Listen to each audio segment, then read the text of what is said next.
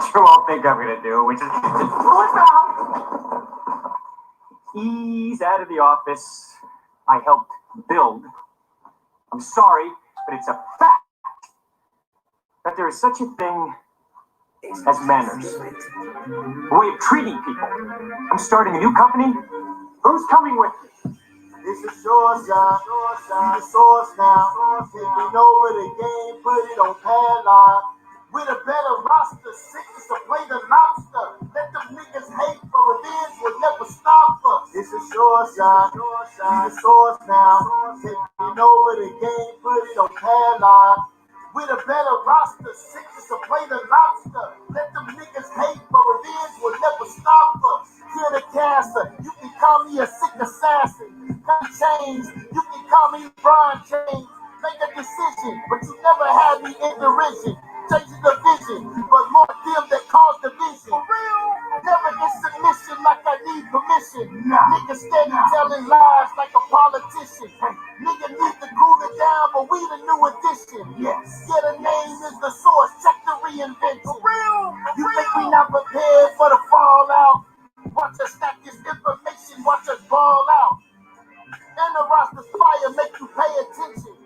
On a collegiate level with no contradiction. It's a short side, the source now. Taking over the game, put it on padlock. With a better roster, sickness to play the lobster. Let them niggas hate, but revenge will never stop us. It's a short side, the source now. Taking over the game, put it on padlock. With a better roster, sickness to play the lobster. Let them niggas hate, but revenge will never stop us. Get rid of animals so I can get rid of the fleas. Yes, so I leave, no longer in the den of thieves. For real. My brother King Step said he gon' ride forever. No matter what the problem, we gon' stick together. Carizzo told me he want more scholarship. Yes. So we trim the fat and kill the politics. Yes. You know, Scholastic Bully set up with his head. Talk about it live on the show called Ratchet Craig. We still have Craig make the announcements. Yes. If you're showing any folly, then you bouncing. Yes. James Cassell kicked an ass if you remember. Now you understand why he's the #1 contender.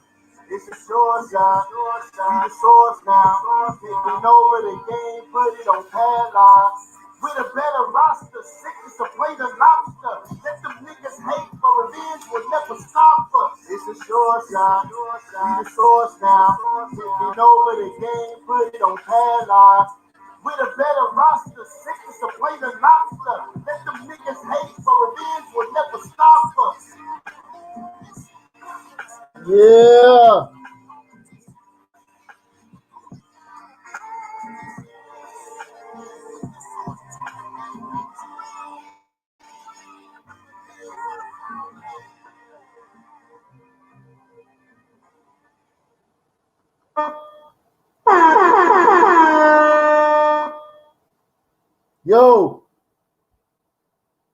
Yo, we back, man. Source in the building.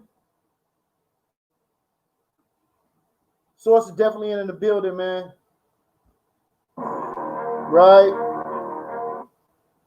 The source is definitely in the building. Peace, family. Peace. Right? For those that don't know, my name is Jeremiah. Yah, please say to Yah. I am the Source Debate League champion. And tonight, man, is what we all been waiting for, right? The championship match between James Cassell and the Scholastic Bully, Jashub, right? Man, it's been a lot of talk. It's been a lot of talk, a lot of back and forth, right? A lot of brothers poking their chest out, right? To even get to this moment, right? To get an opportunity to go home with the championship belt, right? To become the face of the league, right? To represent scholarship and be able to take this thing to another level, man. At the end of the day, that's what it's all about, right? So here at the Source, man, this topic, socialism versus free trade, right?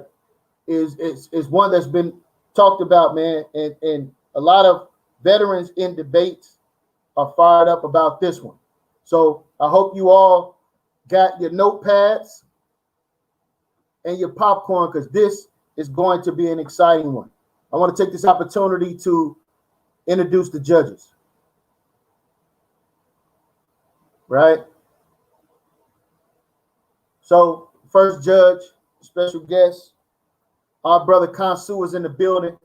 Talk to us, family. Introduce yourself to the people. Shalom, peace, Islam to everybody out there. Those of you who don't know me, Kansu Sheshmu Amun, Team Osiris, definitely on the horizon. Shout out to the Source Debate League. Shout out to Black Intelligentsia Guerrilla Family. And of course, shout out to Solar Vision Debate League. Really two good friends. We've argued and debated over the years. So this is going to be a really good battle. These are excellent brothers, excellent minds. So I'm looking forward to it.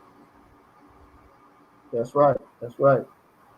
We appreciate you being in the building, man.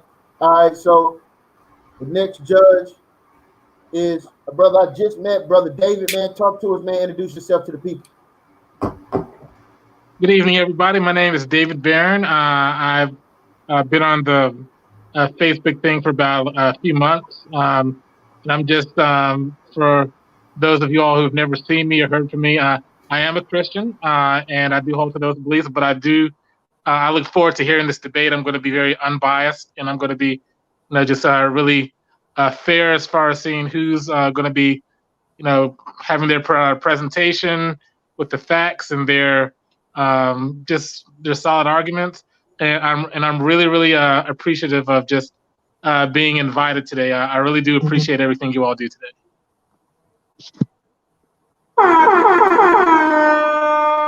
Yo, we appreciate it. We appreciate it. All right, man. Last but not least, man, this guy is one of the most controversial men in social media, right? He is the Arsenio Hall of the Source, right? This is my brother, Ratchet Craig, in the building. Talk to us, family. All right, peace to everybody. And I'm glad to share this panel as far as being one of the judges with Brother Constable and the Brother David. And I always got to give it up for you, y'all, my y'all. You made this happen, and the rest of the brothers of the Source and the board, right? But we need to talk about this championship match that I love so much. And right now, I can't stand down one of these brothers. And I don't care about y'all information like that.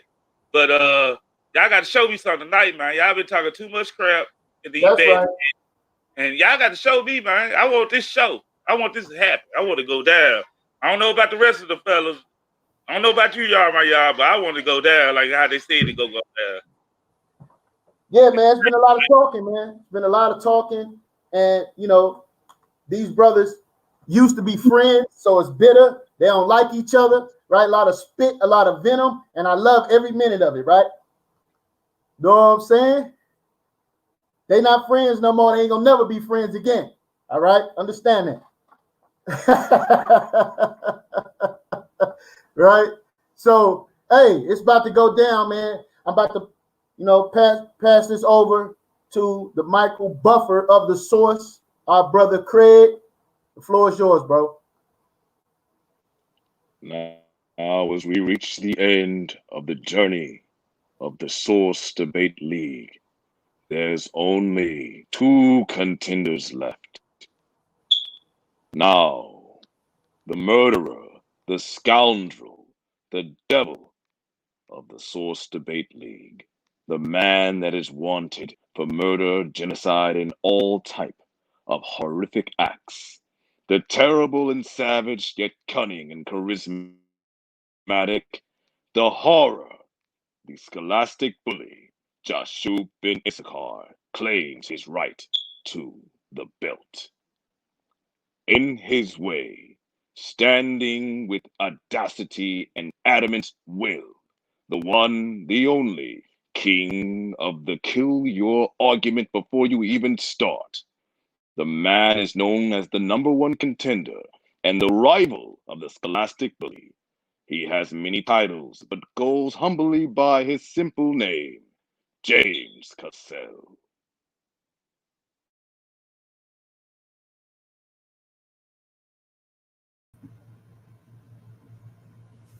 Yo, listen, Jeremiah got me losing tonight. I said, nigga, when you see me losing the fight, that nigga I'm debating gonna be losing his life. Calling my phone like ain't the first to ride. Check the PowerPoint. I was the first to slide. Like I ain't lying, like I ain't been killing cats. I know that hurts your pride. I said lion, cat, pride. Who the wittiest in the league? I'll let you decide. I'm a vet. Name a dog that ever stood in front of me and didn't get euthanized. So don't come with another failed lecture. I'm coming with that hell pressure. Jeremiah ain't lost a round yet. It's like I'm shooting with a shell catcher. So if you bet on James, I advise you get a refund. The next 3 rounds ain't gonna be fun. Y'all gonna sit back and watch as I grab the Glock and poke a hole in his top like a Capri Sun. Several candlesticks, the manure part. His doctrine get tore apart. So tonight I'm twice the animal, Noah's Ark. I hope you came gripped up because I came clipped up. 7 candlesticks up, and I've been told you niggas, it ain't a debate, it's a stick up. 7 gang. Let's get it started, man. Let's go. Let's go, man. Let's go, man. It's on me. Yo. Let's go, man. 7 candlesticks up. Yo, man. The games is over. The games is over, right? It's time for war. James Cassell, are you ready? You already know I'm ready. All right, let's go, man. We got 3 15-minute rounds, right? Then we go into the question and answer segment. We are going to let you speak. We want to hear from those that are watching, but ultimately, the decision is upon the judges, man. So let's go, man. Your time starts when you're ready. Share my screen. Can my screen be seen?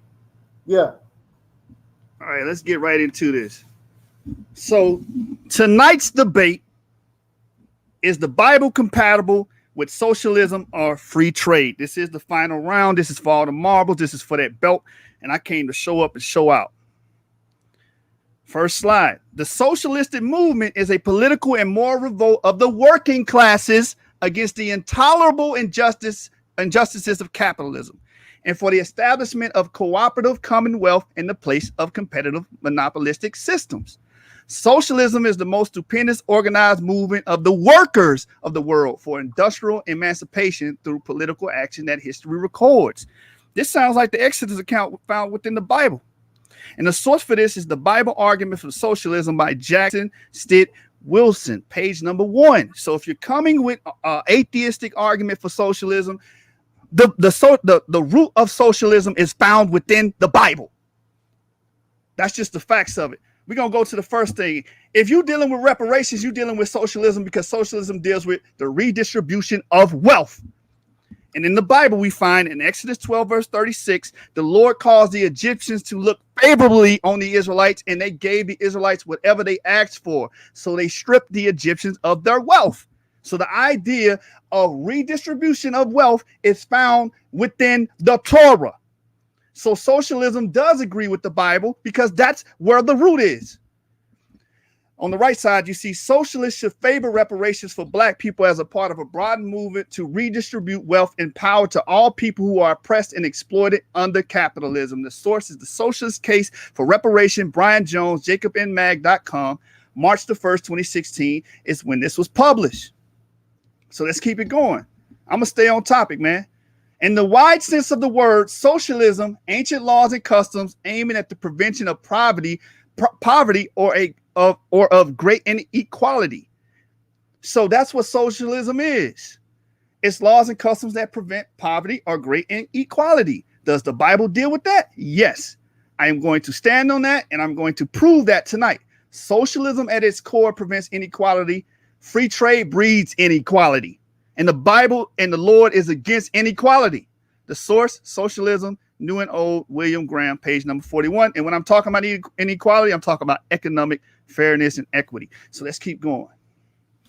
In the widest sense of the word, socialism is any scheme or social relation which has in a view a more equal distribution of wealth. And I already showed you a distribution of wealth in the Bible in the Exodus account.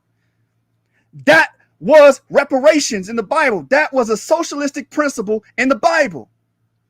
Or the preventing too great inequality. In whatever way this be affected, whether it be state action, the voluntary efforts of individuals directed towards that end, church action, philanthropy, or any other means in which wide sense of the word socialism embraces many social phenomena and movements, both in the present and the past. The source for that is Socialism, New and Old by William Graham, page number 40. So I'm giving you the definitions. I'm giving you what socialism is. And socialism is in total harmony with the core principles of the Bible. Let's keep going. Here's another a Torah law that deals with socialism. It says if any Israelites, male or female, sells themselves to you as slaves, you are to release them after they have served you for 6 years. When the 7th year comes, you must let them go free. And when you set them free, do not send them away empty-handed. Give to them generously from what the Lord has blessed you with, sheep, grain, and wine. Remember that you were slaves in Egypt and the Lord God set you free. That is why I'm now giving you this command. So it's obligatory by the governmental powers, the supreme potentate, the highest seat of government, the Lord is commanding the people to take funds and redistribute the wealth to the servants that were freed. This is socialism. This is the forcing of the government to redistribute the wealth from the rich, from the people that got it like that, to the people that are less fortunate. And the source for that is Deuteronomy 15, 12 through 15. I want the judges to understand I am showing you Torah. I'm showing you the laws. I'm showing you the Bible that agrees with socialism. It says the Torah laws are inundated in socialist principles.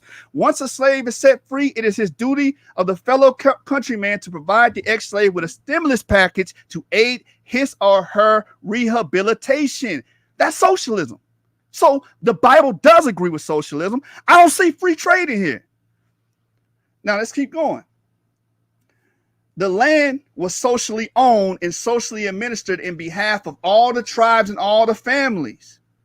So again, a commonwealth was established in the Torah because the land was socially owned, just like we find in commonwealths and socialism. It said it's significant to note that the 3 great social bases of the commonwealth founded in Canaan correspond exactly to the 3 great demands of socialism. And the source for that is the Bible argument for socialism. This brother gonna come with an atheistic argument when socialism is found in the Torah institution. And you can see the sources on the right. For all my judges in the audience, my sources will all be located on the right of the screen. Let's keep it going. Here we go right here. A socialist principle. Your land must not be sold on a permanent basis because you do not own it. It belongs to God. And you are like foreigners who are allowed to make use of it. Leviticus 25, verse 23. That's socialism. Because the potentate, the supreme governmental power, has the last say in the land and the distribution of the land. Why? Because God is about equity, fairness, and redistribution of the wealth. And guess what? This saying from the Bible was used by the peasant socialists, as you can see on the right of the screen. The land is God's was a slogan of the peasant socialists who challenged the Tsar before the Russian Revolution. Source, The Land is Mine, Roland Boyer, politicaltheology.com. It was published March 27, 2013. So this is proof of theocratic socialism. So if you come with that atheist argument, you're going to get ate up tonight. I'm not playing with you, man. The Bible envisions a just and equitable social order, as King, which is MLK, explained. God never intended for some of his children to live in inordinate, superfluous wealth, while others live in abject, debt, and poverty. If you deal with free trade, you got people living in inordinate wealth, while majority of the world, as we're going to see later on tonight, is dealing in poverty due to free trade. Democratic socialism seeks to build a more humane society. The Bible is against economic inequality. And the source for that on the right of the screen, the biblical values of Ocasio-Cortez Democratic Socialism. That was published on the January 30th, 2019. Moreover, King, the Bible, and democratic socialism share the same essential concerns such as a fair wage. The prophets consistently excoriated those exploiting their employees. Well, free trade is all about exploiting employees, and we're going to get into that. But anyway, for example, woe to him who builds his house by unrighteousness and his upper rooms by injustice, who makes his neighbors work for nothing and does not give them their wages. That's Jeremiah 22, 13, and 17. That is a socialistic principle in the Bible. A minimum income for everyone. The book of Leviticus is clear. There should be no poor among you. If any of your neighbors become poor and are unable to support themselves among you, help them so they can continue to live among you. Leviticus 25, 35 through 36. Fair treatment of workers. The book of Deuteronomy declares you should not oppress a hired servant who is poor and needy, whether he is one of your brothers or one of the immigrants who are in your land. That's Deuteronomy 24 verse 14. So we can see these principles are in the Bible. I've already gave you like 5 or 6 verses that are socialistic in nature. These motifs are replete in the Bible, and they support socialism. Remember the debate topic. Does the Bible agree with socialism or free trade? So sadly, in our capitalistic society, many American workers find themselves subject to the cap price and greed of corporate elites, many of whom annually earn in excess of 300 times the salaries of the average workers. Democratic socialism repudiates such power imbalances. Under his workers would have a greater say in determining their working conditions. So long story short, socialism is for equality, free trade, and this system that we're under is for inequality. So socialism is better for the working class, and the Bible is in agreement with that. We just read verses. I just gave you 3 similitudes that line up with socialism. The tithes are the ultimate evidence for socialism in the Bible. Ultimate evidence of redistribution of wealth forced by the governmental powers that be. The supreme potentate, the highest seat of government, is telling you you have to do these things. It says every 3rd year, give the tithe, 1/10 of your crops, to the Levites, the foreigners, the orphans, and the widows, so that in every community that they will have all they need to eat. And when you have done this, say to the Lord, none of the sacred tithe is left in my house. I have given it to the Levites, the foreigners, the orphans, and the widows, as you commanded me to do. So this was a commandment, meaning it was government regulated. It was mandated by the government. Who's the governmental power? The top potentate, the Most High.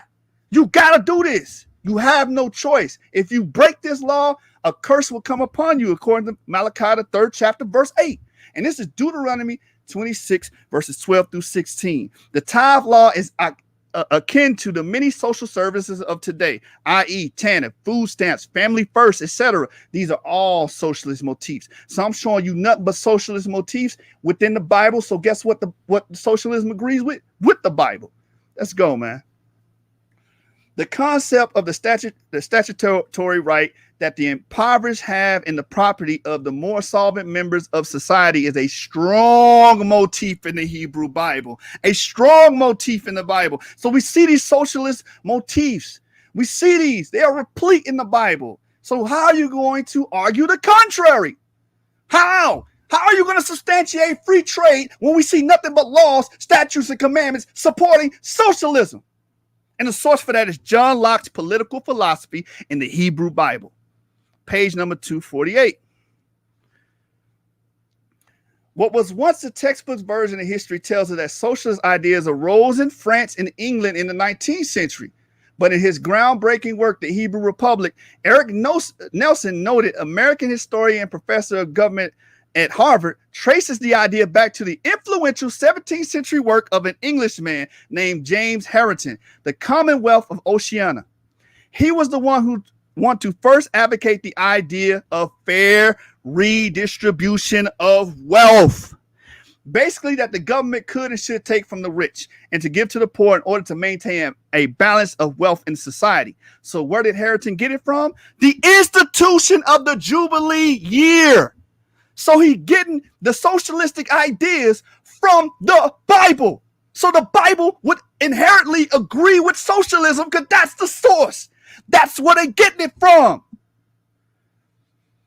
So the source for that is Judaism, Socialist or Capitalist by Freeman at Chabad Chabad.org. In the House of Commons debate, socialism being argued, the Bible has led to many revolutionary ideas. For instance, that we were and aren't equal in the sight of God. At the time of the Peasant Revolt and the English Revolution, people started thinking of common ownership based on the life of the apostles. Where do you find common ownership? That lines up with socialism. That's why he was arguing it for. He was bringing the history that these people that started socialism got these ideals and ideology from the Bible. The Bible inspired socialist ideology. That's my argument. And it's clear and evident according to the historical documents. The source, Rethinking Biblical Literacy by Caddy Edwards, page number 5152. Let's keep it going, man. It's going to be a long night for you, man. Social ownership in the Bible. When thou comest into thy neighbor's vineyard, then thou mayest eat grapes. Thy fill at thy own pleasure, but thou shalt not put it in thy vessel. So you can't take it to go sell it, but you can go and eat it. You can go on a land as you please and eat your neighbor's crops. That's socialism. That's social ownership. I mean, the society, the community owns each other property, not just one sole proprietor. It says, when thou comest into thy standing corn of thy neighbor, then thou mayest pluck the ears with thine hand, but thou shalt not move a sickle unto thy neighbor's standing corn. So you have free reign and free access into your neighbor's farms, into their agriculture. Because remember, Israel was an agrarian culture. And guess what? That property was public domain, common ownership. This is in the Bible. The source is Deuteronomy 23, verse 24 and 25. So I want to deal with the Essenes real quick. The Essenes were preservers of the covenant. They preserved the laws and government of the early Israelites. And this is what Philo said about the Essenes. It says they, the Essenes, repudiate and keep a law from everything which can possibly afford any inducement to covetousness. So they would never follow free trade. It says, and there is not a single slave among them, but they are all free, aiding one another with reciprocal interchange of good offices. This is socialism. This is common ownership. This is what we reading about, man. You ain't gonna find no free trade in the Bible. You ain't gonna find no oppressive inequality in the Bible. What you're gonna find is social ownership, redistribution of wealth. That's what you're gonna find. Taking care of your fellow man and countryman in Israel. Socialism is replete in the Bible, and I showed and proved it in this first round. Now, the Bible naturally divides itself into three epochal periods of moral and social teachings, that of Moses, of the prophets, and Jesus. In each of these, we find the most overwhelming moral support of the socialist movement. The Bible supports the socialist movement, man. And the source, the Bible. Scholastic Bully, 7 gang. Let's go, man. Let's get it. Let's get it, man. I can't play with you, boy.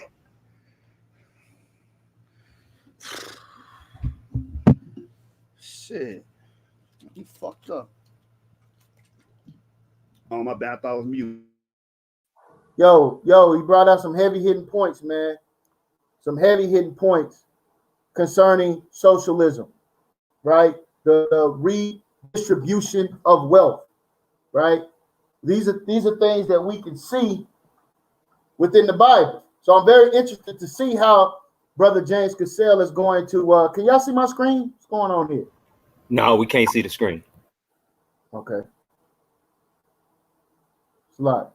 All right, yeah, man. So these things were seen in the scriptures. The brother brought these things out, even equating some of the socialism pioneers as pulling from the Bible. So I'm very interested to see what you're gonna do, James.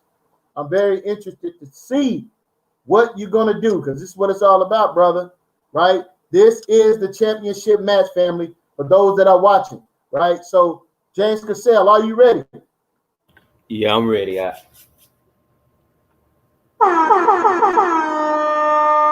Floor is yours.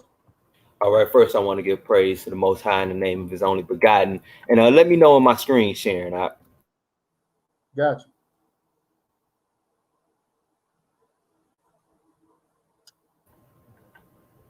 All right, let me know when it's up and sharing. It's up. All right, cool. Wait, before I start, like I always do, I gotta go over some things that he said. Again, like he seems to keep trying to separate the atheist views within socialism or communism from socialism and or communism itself. And it seems weird to me because he's sitting here saying things like capitalism. Now, anyone who's actually read the Communist Manifesto written by Karl Marx would know that that is a slur against free trade.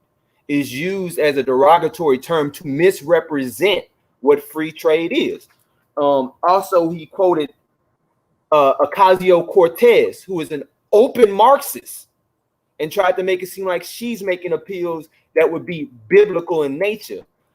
He even went as far as to say that the plundering that took place in Egypt, because it wasn't socialism, it wasn't reparations, we plundered them. That's what the scriptures say.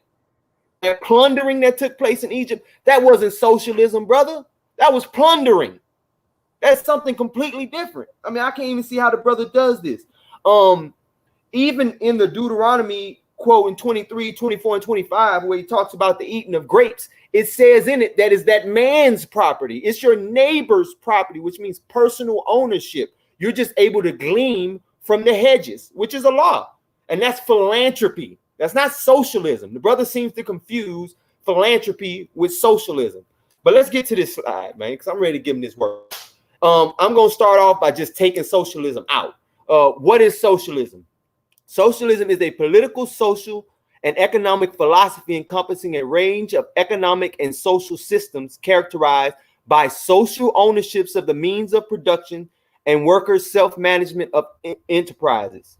In Marxist theory, it is a transitional social state between the overthrow of capitalism, as they derogatorily name it, or free trade, and the realization of communism. Not just socialism, but socialism is actually there to take you to communism, something the brother ain't telling you. In 1888, Marxists employed socialism in place of communism, which came to be considered an old-fashioned synonym of the former. It was not until 1917 with the Bolshevik Revolution, which went on in Russia, that socialism came to refer to a distinct stage between capitalism and communism, introduced by Vladimir Lenin as a means to defend the Bolshevik seizure of power against traditional Marxist criticism that Russia productive forces were not sufficiently developed for social revolution, which pretty much they renamed communism into socialism to make it that transition just so he could justify what the Bolsheviks did. And we're going to get to them later. And this is from Marx to Mrs. Post-Capitalist Society and the Challenge of the Economic Calculation from David Steele in 1992 on page 44 to 45. All right. So since we know that it's a transition to communism, we have to say, what is communism? Communism is a political theory derived from Karl Marx, that devil right there to the right, advocating class warfare. Remember what he said a moment ago, the poor against the rich, and leading to a society in which all property is publicly owned. This brother cannot show one scripture in the Bible where every single property in the land of Israel was publicly owned. He can't do it because men own the property. We have Jubilee law, like the brother mentioned, to restore the property to the person, not to the tribe, but to the person who sold it beforehand. That's what the Jubilee law the brother brought up is all about. So, I mean, he needs to properly categorize these things instead of merging the two, which it seems to be that the brother really don't have no political background in studying this. He just threw together some sources that he found online. Socialism and communism goes against Torah/biblical principles. And I'm going to mention four of them right here. Thou shalt love the Lord thy God with all thine heart and with all thine soul and with all thine might. I say this, I would even add idolatry to this as well. I would say this, and the socialists and openly admit this. And this is why the brother keep trying to say, oh, you want to come with the atheist brother. That is the predominant version that we deal with in our modern day society. Okay, that's what we deal with. In ancient society, as I'll get to in the second round, they didn't have nothing to do with socialism, didn't even know what the concept was. All right, the second one is thou shalt not steal. Follow, thou shalt not covet, which the brother mentioned himself, thy neighbor's house. Thou shalt not covet thy neighbor's wife, maidservant, manservant, his ass, anything that belongs to your neighbors, pretty much. And then remember this: whosoever sows sparingly will also reap sparingly. And this is talking about individuals, not group collectives. Whosoever sows generously shall reap generously. Now, this is a basic concept of free trade.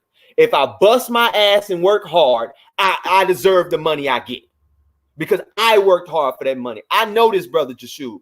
I sit here and talk to this brother. He complains about the taxes coming out of his check that go towards people who ain't working all the time. But he want to sit here and act like he a socialist. That's what socialism is. They take money from you because you got it, Jashub, scholastic bully, and they give it to the poor who ain't got nothing. And you know the Bible is against that because it says if you don't work, you don't eat, brother. That's what the Bible says. But socialism say you don't work, we'll take care of you. Communism say you don't work, the state will take care of you. The state will be your God. All right, now let's get on Karl Marx on religion. Let's see what he says about religion, because if socialism and communism is for God, it must be for religion. All right, let's look. Marx is on religion. Religious suffering is at one and the same time the expression of real suffering and a protest against real suffering. Religion is the sigh of the oppressed creature, the heart of a heartless world, and a soul of a soulless conditions. It is the opium of the people, which means it puts you in a stupor, into a delusion. The abolition of religion as the illusionary happiness of the people is the demand for their real happiness. It's saying if you get rid of religion, you can give people what they really need to make them happy. To call on them to give up their illusions about their condition is to call on them to give up a condition that requires illusions. The criticism of religion is, therefore, an embryo, the criticism that the veil of tears of which religion is the halo. Criticism has plucked the imaginary flowers on the chain, not in order that man shall continue to bear the chain without fantasy or consolation, but so that he shall throw off the chain and pluck the living flower. The criticism of religion disillusions men so that he will think, act, and fashion his reality like a man who has discarded his illusions and regained his senses, so that he will move around himself as his own true son. So to make himself God, do as thou wilt, is the tradition in which they say it. Religion is only the illusory sun which revolves around man as long as he does not revolve around himself. This is from Karl Marx, the critique of Hegel's philosophy of right. This man is saying that religion is a delusion that keeps men from facing reality. Are you saying God is for that? All right, let's go on. Another Marxist, Vladimir Lenin, which I mentioned earlier. Atheism is a natural and inseparable part of Marxism, of the theory and practice of scientific socialism. This is from Vladimir Lenin on religion, which was republished in 2007. This is what he said, quoting Marx, which he quoted Ocasio-Cortez, who is an open Marxist. Religion is the opium of the people. This saying of Marx is the cornerstone of the entire ideology of Marxism about religion. All modern religions and churches, all and of every kind of religious organization, are always considered by Marxists as the organs of bourgeois reaction, used for the protection of the exploitation and the stupefaction of the working class. So do you want us to believe that religion is the stupefaction of the working class when Paul tells us what true religion is, brother? Come on, man. You can't say that. And this is from About the Attitude of the Working Party Towards Religion by Vladimir Lenin, his collected works, volume 17, page 41. Come on, this brother cannot be advocating that God is against himself. It makes no damn sense. Socialism / communism equals the end of religion. Communism is incompatible with religious faith. Now, these are open Marxists, brother, who are coming out and saying this. And this is from chapter 11 of Communism and Religion, chapter 11 called Communism and Religion, from the ABC of Communism. Okay, so again, socialism leads to communism, and communism is the obliteration of religion.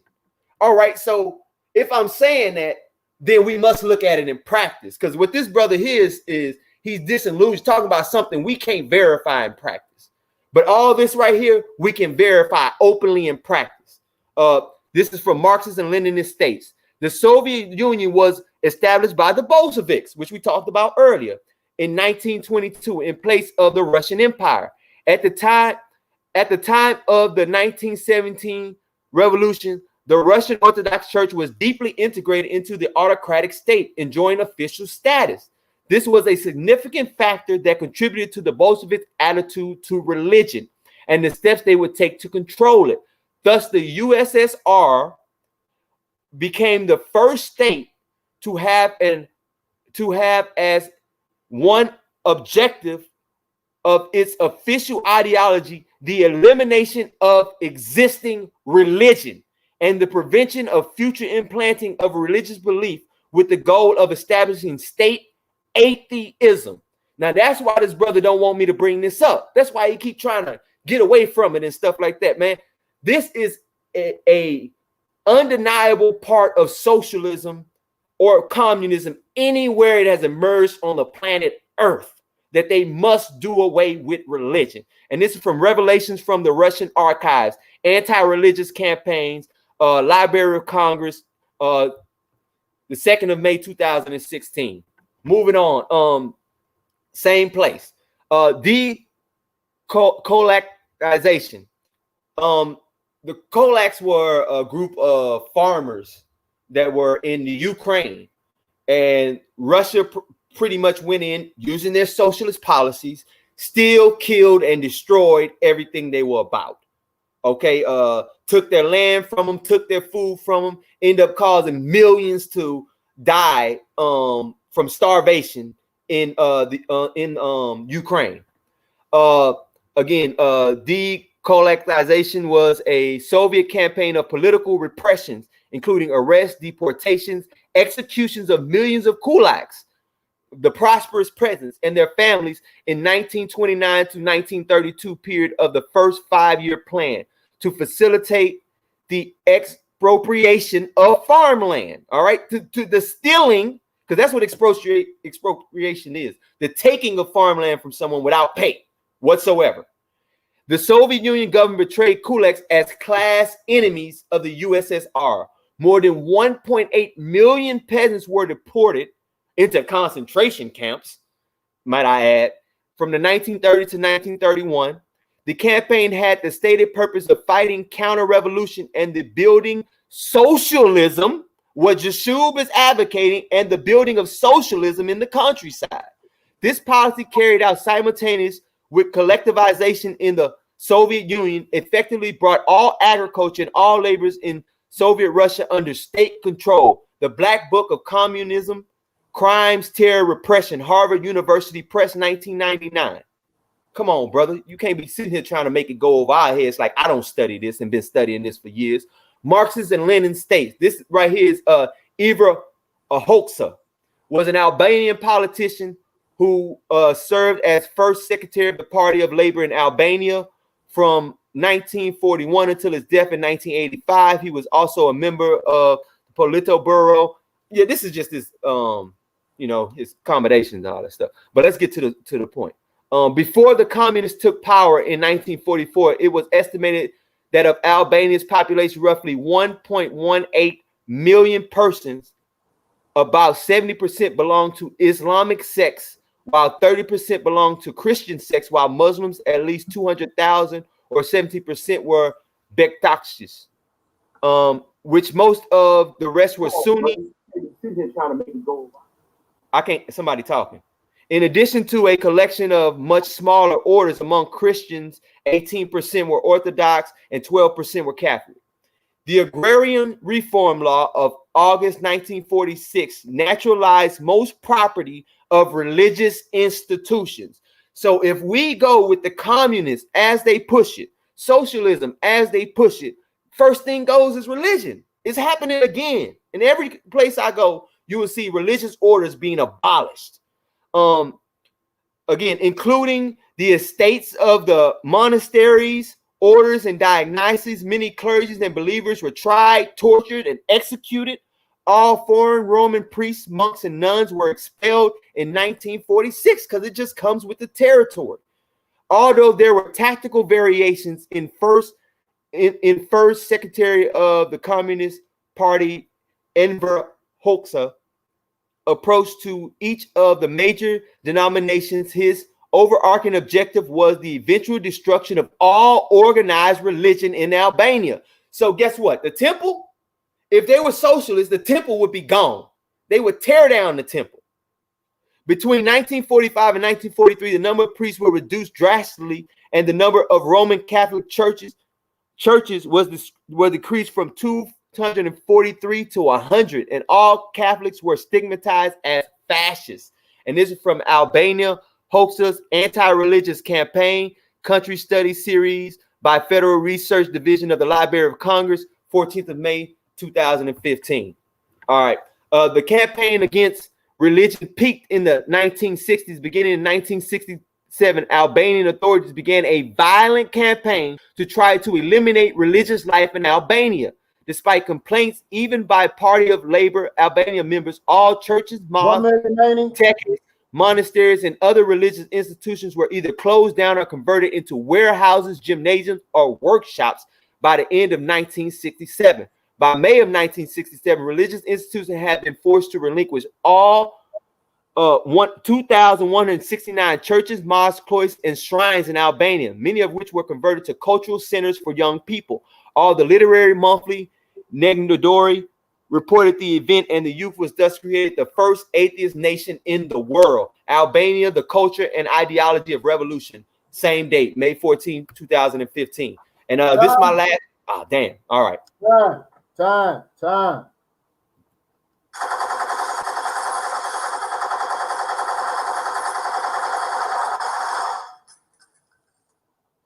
Woo! For everybody out there that thought it was sweet, for everybody that thought it was going to be easy, for everybody out there that thought it was going to be a cakewalk, you are sadly mistaken. We got two warriors in the building right now going all the way in, man. And that's why the scripture tells you and I to hear both sides of a matter, then judge, right? Certain things that wasn't being brought up, right? Certain things that wasn't being brought up, like the connection to Marxism. So we got to look at these things, and Jashub, you got to answer to these things, man. These connections, these parallels. Yo. Share my stream. Hold on, man. 1 second, bro. Let me do my thing here. Let me do my thing. Hold on, man. Right? Because we got to look at these things, man. And it's important as we're looking at the information. And I hope you judges are paying attention. Right? Somebody got to mute their mic. Hope you judges are paying attention, man. Because this is what it's all about. Championship match. Jashub, are you ready? I've been ready. Let's go. Share my screen. First of all, your first round was a straw man. I am not arguing Marxism. Nothing I said here connected to Marxism.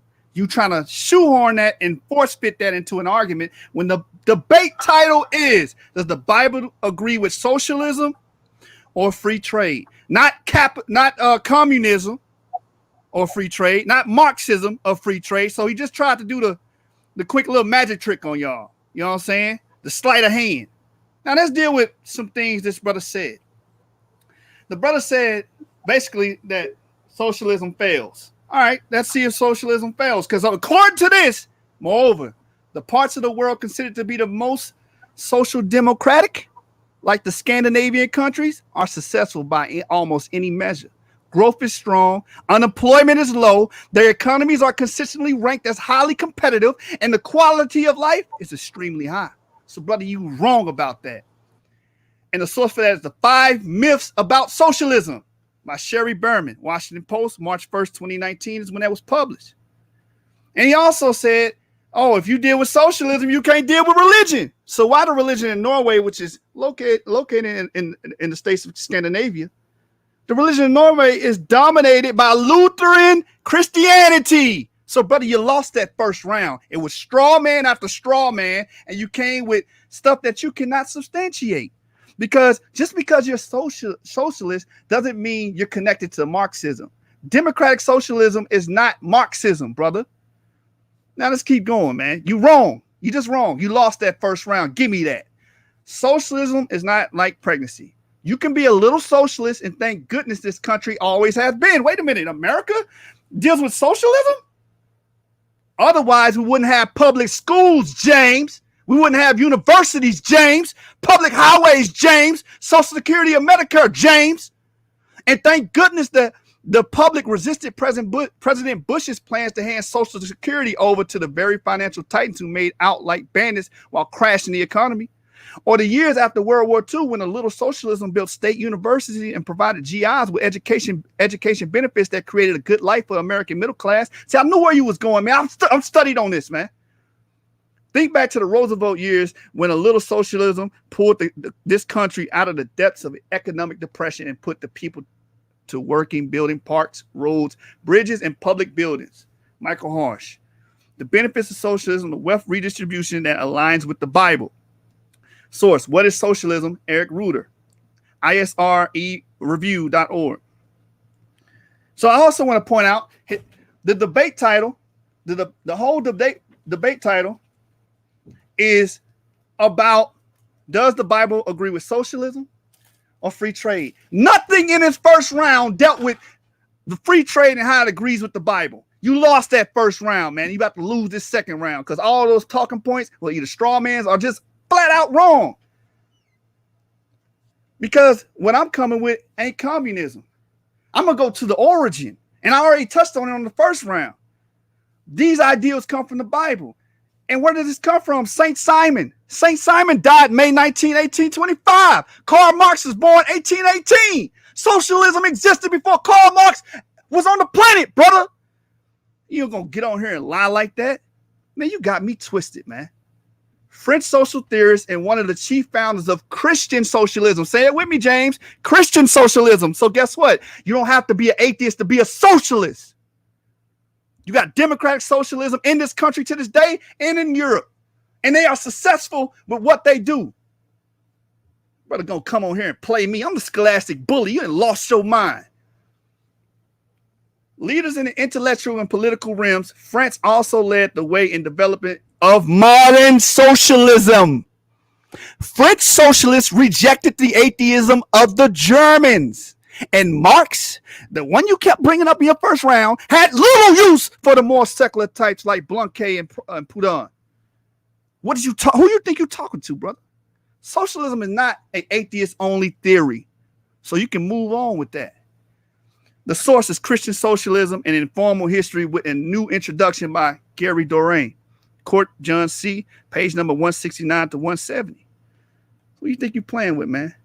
Ben went further still in placing the Bible prominently in the origins of British or English socialism. So the Bible is in the origin of British and English socialism. You keep bringing up Marx. You don't have an argument.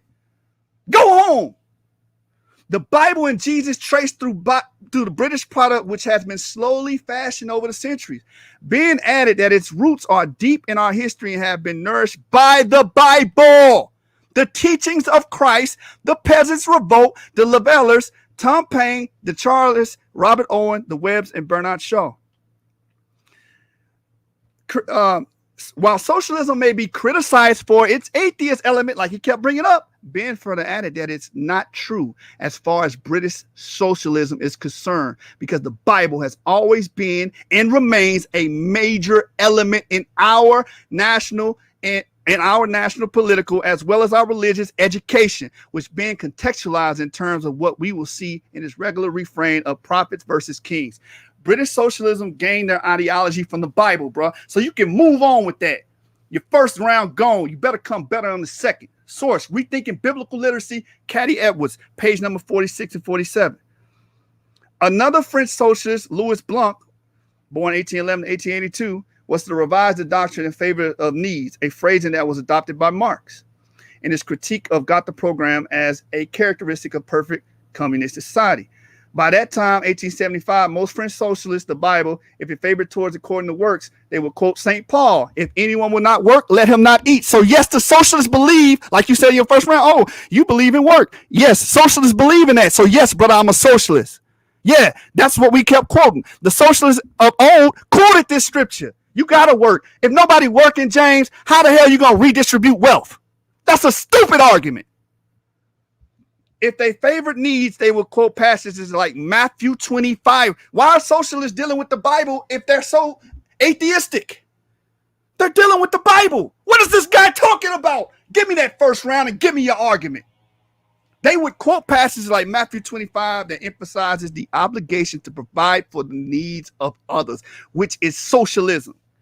And the brother also brought up in the first round, he didn't listen to my first round. He had a conniption. So, his brain kind of short, he had a short circuit. It says your land must, like I brought this up in the first round about theocratic socialism and about land rights. Your land must not be sold on a permanent basis because you do not own it. It belongs to God. You do not have ownership of the land. God does, according to the Bible, brother. And you are like foreigners who are allowed to make use of it. You didn't hear me in my first round of Leviticus 25:23, where it clearly states that you're just a leasee. God owns the land. That's why in the Jubilee, you got to restore it. You don't keep the land. You done for, man. Give me that belt, man. Now let's deal with your free trade. Since you ain't going to talk about free trade in your first round, let me deal with it. Let me deal with it, man. Let's go to free trade, brother. Free market theories of economics date back at least to the Scotsman Adam Smith. We're going to talk about that. Smith claimed that free trade among the members of society inevitably leads to an outcome that is good for the society as a whole, even though each individual pursues only his own selfish gain. So the thought is, hey, we can bring money for the country, but only a few individuals are going to be eating, man. Is that in the Bible? Because we just read the tithe law is for everybody to eat, no matter what your social class is. Free trade is incompatible with the Bible. Show me this in the Bible, brother. How about this? While most economists accept that in the long run, open economies fare better in aggregate than do closed ones, many observers fear that trade harms the poor. African countries, for example, have experienced significant improvements in trade liberalization, which is free trade, in the recent decades. But Africa remains the poorest continent in the world. And it seems that the large gains expected from opening up the international economic forces have been limited in Africa, especially for poor people. So are you trying to insinuate that free trade is in agreement with the Bible when the Bible is about redistribution of wealth? And when free trade, all it does is generate more wealthy people and leave the poor people out to rot? Is that what you disseminating, brother? Get out of here, man. Then the source is always on the right side for my judges in the audience. The source evidence that trade does reduce poverty, but only if the conditions are right. Only if the conditions are right. And the conditions haven't been right. Worldbank.org, February 19, 2013. So you advocate for this. Locke explicitly justifies man's natural right to appropriate and to own without concern of the needs of others. And that's what he tried to bring. Oh, no, if I make my money, nobody else should determine where it came from. God does. God made sure he put systems in place for the foreigner, for the widow, for the Levite, for the fatherless. And we had to pay. That's in the Bible. That's where he was getting that stuff from, social ownership. What's wrong with this brother, man? The followers of free trade are not in support of obligatory redistribution of wealth. But the Bible is. The Bible is, man. Let's keep going into this free trade. Free trade tends to worsen inequalities between the richest and poorest households in developed countries. And indeed, in developed countries, free trade tends to put more unqualified and consequently poorest workers at a disadvantage as they face competition from workers of developed countries. The trade partners, if the country's open to free trade, conversely, the more qualified workers benefit from the free trade. But the poor people of the countries, they lose. That's why you only got a 1% here. That's why 80% of the wealth of America is held by 20% of people because of this free trade that you're trying to push down our throat. And you trying to say the Bible is in agreement with that? Are you mad? Are you crazy? Let's go, man. Is it not wickedness great? There is no end to your iniquities, for you have exacted pledges of your brothers for nothing, and stripped the naked of their clothing. You have drink, and you have withheld bread from the hungry. That's Job 22, 5 and 7. So we're going to go into this article on the right. Unions, understandably, have strongly criticized the free trade agreement as critically harmful to workers in the U.S. economy. The AFL-CIO argues that NAFTA has harmed consumers and workers in all three countries, contributing to a loss of jobs and drop in income while strengthening the clout of multinational corporations. The unions contend that the increased capital mobility facilitated by free trade has hurt the environment and weakened government regulations. God is not for this. God ain't for it. You see Job 22, 5 and 7. That's against the Bible, bro. You trying to push this? You trying to push an argument for the wealthy when majority of your people are impoverished? What's wrong with you, man? Source: Negative Effects of Free Trade. Leon T. Boone, smallbusiness.com is where you can find that. Published on February the 12th, 2019. Yeah, you're going to get this work. Hey, free trade has induced inequality. And we already read in the Bible's about equality. It says, woe to those who decree iniquitous decrees and the writers who keep writing oppression. You for that oppression, bro? To turn aside the needy from justice and to rob the poor of my people of their right, that widows may be their spoil and that they may make the fatherless their prey. Isaiah 10, 1 and 2. These are the decrees of greed. Free trade has affected the working class directly. You're talking about me working. That's why I'm so angry at this, because it has affected me. We have had a 30-year period in which the real median wage has grown 9%, while productivity is up to 80%. Almost none of that improvement has gone to the majority of the labor force. So free trade do not benefit the people as a whole. It only benefits a few people. That's why you got the 1%. That's why 20% of this country owns 80% of the wealth. And you know this, man. If you have competition with people who are paid very low wages and have no right to organize unions, you will have downward pressure on wage prices. So the Lord is for downward pressure on wage prices? Where's that in the Bible? The downward pressure on wages is critically hurting most employees in this country more than cheaper goods are helping them. The source: The War on the Middle Class. Lou Dobbs, page number 107. How you going to substantiate this, man? How you going to make this right in front of the people? Majority of our people are impoverished, and you pushing this wealthy doctrine on us. A doctrine made to make the richer richer and the poor poor. For centuries, world trade has increased not only environmental degradation, but also global inequality. The expanding ecological footprints of affluent people are unjust as well as unsustainable. The concepts developed in wealthier nations to celebrate growth and progress obscure the net transfers of labor time and natural resources between richer and poorer parts of the world. Alf Hornberg, a professor at human ecology at Lund University in Lund, Sweden. So free trade leads to global inequality. When we know the Bible deals with equality. That's all the Bible deals with right here. 1 Corinthians 8, verse 12 through 14. That show you that the Bible deals with equality. Remember, judges, audience, the debate topic is, does the Bible agree with socialism or free trade? It ain't looking good for free trade. 1 Corinthians 8, verse 14, verse 12. For if there be a first a willing mind, and accepting according to that man hath, and not according to that he hath not. For I mean not that the other man be burdened, but by inequality, that now at this time your abundance may supply for their want, that their abundance also may be a supply for your want, which is your lack, that there may be equality. Because he's going back to the Torah law. And the Torah law is commanded, brother. It's obligatory. You can't get around the Torah law being obligatory. When we read Deuteronomy 26 to you, that was obligatory. The tithe was obligatory. If you did not do it, you were cursed. You were cursed. And the Lord will send locusts to your land and eat up all your crops. So the government is forcing you to redistribute your wealth. What is this brother talking about, man? What is this brother talking about, man? And we can go on and on and on, man. This brother was silly in his first round. You lost that first round. You better come with it this second round. I'm taking this thing home. I'm taking this thing home, man. Scholastic bully. Let's go, man. Let's go, brother. The cultural battle. Go ahead. Let's go, man. Time.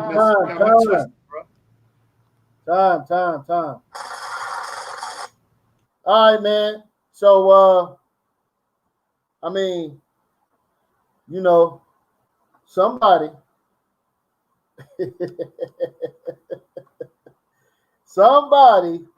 is about to, we going into the bottom of the second round. Bottom of the second round, man. And it's a back and forth. I'm listening and I'm trying to take in consideration what these brothers are saying and what they're bringing forth. And, you know, you guys got to make this make sense to us, man. You got to make it make sense to us. And we're seeing these things unfold, man. So let's go, man. Brother James, are you ready? Yeah. Tell me when my screen is sharing, and then you can start my time out. Because this brother right here just lied on an entire damn country. You hear me? Want to sit here and say Switzerland is socialist just because a free trade market has socialist aspects of it. It doesn't make them socialist. Just like he's sitting there talking about the Christian socialists. Brother, they lived in a free trade market in Rome, in the Empire of Rome. Okay? So they were still dealing with free trade on every level. You can't get away from that. Wasn't no empire around that wasn't free trade. Those brothers, stop trying to act like that's some type of economic movement they was pushing. Come on, man. And all your emotion and bravado and stuff, that ain't helping you win, bro. And you jumping from here to there in each round don't help you. You got to have a clear, concise picture that the people can follow. But hold on, let me.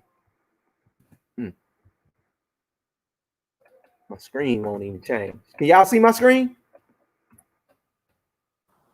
Yeah, we can see your screen. All right, cool. Right here from Forbes magazine, if y'all can see. Sorry, Bernie bros, but Nordic countries are not socialists. So this brother needs to get that out of his head, bro. It says right here, a tweet that was actually sent by the prime minister. It says it is certainly true that Sweden, Norway, Finland, and Denmark are notable economic successes, but it is false that these countries are particularly socialist. Perhaps a better name for what the Nordic countries practice would be compassionate capitalism. Okay, Jashub? Those Nordic countries practice capitalism with compassion and an emphasis on philanthropy, which is a staple in free trade, dealing with the church. But let me get to my presentation, man, because this dude right here, see what it says? It is certainly true. Bro, just stop it, bro. You need to give up on that. All right, back to the presentation, man. All right, because he keep trying to separate himself from Marxism, but again, the arguments he's saying, me having read the Communist Manifesto, are all Marxist. The part about capitalism being the oppression of the poor by the owners of the land, all that by the rich, all that comes from Marxism. And for the brother to sit here and act like it doesn't shows he ain't did any deep study on the subject. All right, now let me get on to Pol Pot, because I'm gonna keep showing what socialism ends up being in practice.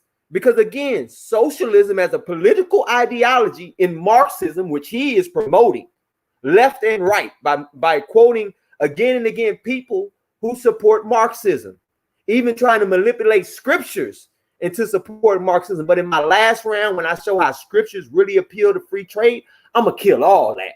So you got to understand, Jashub, I work with methodology. I show my points in each round and make them thorough. I don't jump from point to point like you do. That confuses the people. All right, now back on Pol Pot, the leader of the Khmer Rouge regime suppressed Cambodia's Buddhist religion. Because again, I'm focusing on how communism / socialism, which is a move towards communism, and Marxism, ends up being against religion. He can sit here and talk about religious socialism till he's black and blue. All that works within a free trade framework. He can't name me the state, the empire, the country they was in that was communist or socialist. All he can do is talk about very small groups of people. And that's really not socialism. But Jashub, me and you are in business together to get rich. And for you to sit here in front of all these people and try to talk down on making money is absurd. To try to talk down on being rich, man, that is absurd, bro. But anyway, the suppression of Cambodia's Buddhist religion as monks were defrocked, temples and artifacts, including statues of Buddha, were destroyed. People praying and express other religious sentiments were often killed. The Christian and Muslim communities were among the most persecuted as well. The Roman Catholic Cathedral of Phnom Penh was razed, and the Khmer Rouge forced Muslims to eat pork, brother. If they were socialists like this in the time, they would have been forcing us to eat pork. This is what this brother wants us to be to go to. Socialist, man, get out of here with that, man. That's weak, man. God ain't about nothing socialist, which they regarded as an abomination. Many who were refused were killed. Christian clergy and Muslim imams were executed. And this is from Cambodia Society and the Ungar. All right. Again, still on Marx and Lenin states, Huxley offered deep insights to why people choose to become atheists. Because again, Marxism, socialism leads to Marxism, which leads to atheism, period. There's no way around that. Anyone who's done any deep study in this will tell you this. And right now I'm quoting socialists telling you this. Offer deep insight to why people choose to become atheists. In a time when 26% of Americans are unaffiliated with any religion and the number of atheists and agnostics in the U.S. have doubled in the last 10 years, people of faith have paid heed to this observation. Huxley wrote that he and most of his contemporaries saw atheism's moral vacuum as their instrument of liberation because it allowed them to embrace sexual hedonism and socialism. Because in their view, they went hand in hand. And this is what this brother don't want you to see. That's why he keeps saying no Marxism. Don't talk about, no, I'm going to talk about Marxism because socialism is the pathway to communism, which is Marxism. All right. And this also highlights why, because again, in our society, we see this play out with Republicans and Democrats. Democrats are democratic socialists in our society. And what are they open for? LGBT. And about to put Biden in, who by all means I see is a pedophile, sniffing hair on little girls live on TV. Talking about how kids rub his legs and like to see the hair stand up live on TV. This guy that they trying to nominate as the next president, trying to add a P to that LGBTQ. Come on, man. The liberation was this, what we desire was synonymous liberation from a certain political and economic system and liberation from a certain system of morality, which is the biblical code, brother. We objected to the morality because it interfered with our sexual freedom. We objected to the political and economic system because it was unjust. The supporters of these systems claim to, in some way, they embody the meaning, a Christian meaning, they resisted of the world. Like I said, they tried to say that they're embodying Christianity with this nonsense about sexual liberation. There was one admirably simple method to confuting these people and at the same time justifying ourselves in our political and erotic revolt. We could deny that the world had any meaning whatsoever. And we know that God gives us meaning. So you have to get rid of God in order for the world to have no meaning and them to have the sexual liberation that they want, man. This is intimately tied. And this from a Aldous Huxley ends and means, bro. Come on, man. However, and this right here is political. This is studies. So whatever Jashub trying to tell y'all about what he think the Bible is saying, we gonna see what actuality says from the studies. However, a growing body of research realizes that as the welfare state grows, which is socialism, and this brother right here hates the welfare state. I talk to him all the time. That's why he didn't really touch on it on the last time when he brought it up. He ain't go into it. He just said, of course I hate it. Yeah, you do. Because you don't like giving your money to somebody who ain't earned it, bro. But that's what socialism does. And you can't get around it because all the evidence shows it. How the welfare state grows, the church shrinks. Adam Kay of Duke University discovered that church and state have a hydraulical relationships. Events that lower faith in one of these external systems, i.e. the government, lead to substantial increase in faith in the other, God. So pretty much what he's saying is, from this study, anyone can go look at it, For God and Country, the hydraulic relationship between government instability and belief in religious sources of control from 2010. Now, anyone can go look and read this article and see that they emphatically show that if you rely on socialism more, that you less rely on God. But if you rely on God more, you don't need the socialist systems by the government. You don't. And it's been proved through study. A new study purports to prove them right. Psychologists' research found that the more the government spends on social welfare programs, with this brother is advocating, the less religious people become. If a secular entity such as government provide what people need, they will less likely to seek help from supernatural entities. According to the article published last Thursday in the Personality and Social Psychology Bulletin, religion as an exchange system, the interchangeability of God and government in a provider role. This is what this brother is advocating for, and this was published in April 12, 2018. This is up-to-date studies showing that everything this brother is talking about is anti-God, and that's why he don't want to deal with it. All right, again, we're going to revamp. Socialism and communism is against Torah principles. All right, you can't love the God with all your heart, mind, body, and soul and might, because it tells you right there in the research article that you have to pick and choose between government and God. It's that simple. But this brother right here don't get that. Thou shalt not murder. I'm gonna go. I could have got it. Oh, I did talk about the kulaks. The kulaks had to be murder in order for them to take their farming, all their farms, all the food, and then they caused 1.8 million people to die of starvation. Last time I checked, starvation was one of the tools of the enemy. One of the horsemen of the apocalypse is starvation. Come on, bro, get your stuff right. Thou shalt not steal. Again, they stole it. Thou shalt not murder. They murdered him. You can't cover thy neighbor's house. They coveted these kulaks belonging. That's why they went and stole from them. That's why they tell you not to covet, so you won't become a thief. And again, the last one, we'll get on to that one later. All right, so now we're going to get into what is free market. A free market economy in which the means of productions are in the hand of private citizens or companies, and in which the economy is driven by the innate drive of humans to act as homo or economicus, which means a rational human being. What the free market says is that you are a rational human being that can make rational decisions for yourself, and the government don't need to do it for you. That's what it says. To strive for maximization of profit, in which prices of goods are set by the law of supply and demand. Not an arbitrary person telling you have to pay this much for something, but law and demand. The market wills it. And is taken for granted in the modern Western world, and is often believed that this is the only natural way in which a society can function. All right, what is the purpose of free trade? The basis of this concept can be found in the seminal work of Adam Smith from 1723 to 1790, way before Marxists started talking about the oppression of people and all that. They ain't got nothing to do with oppression, nobody.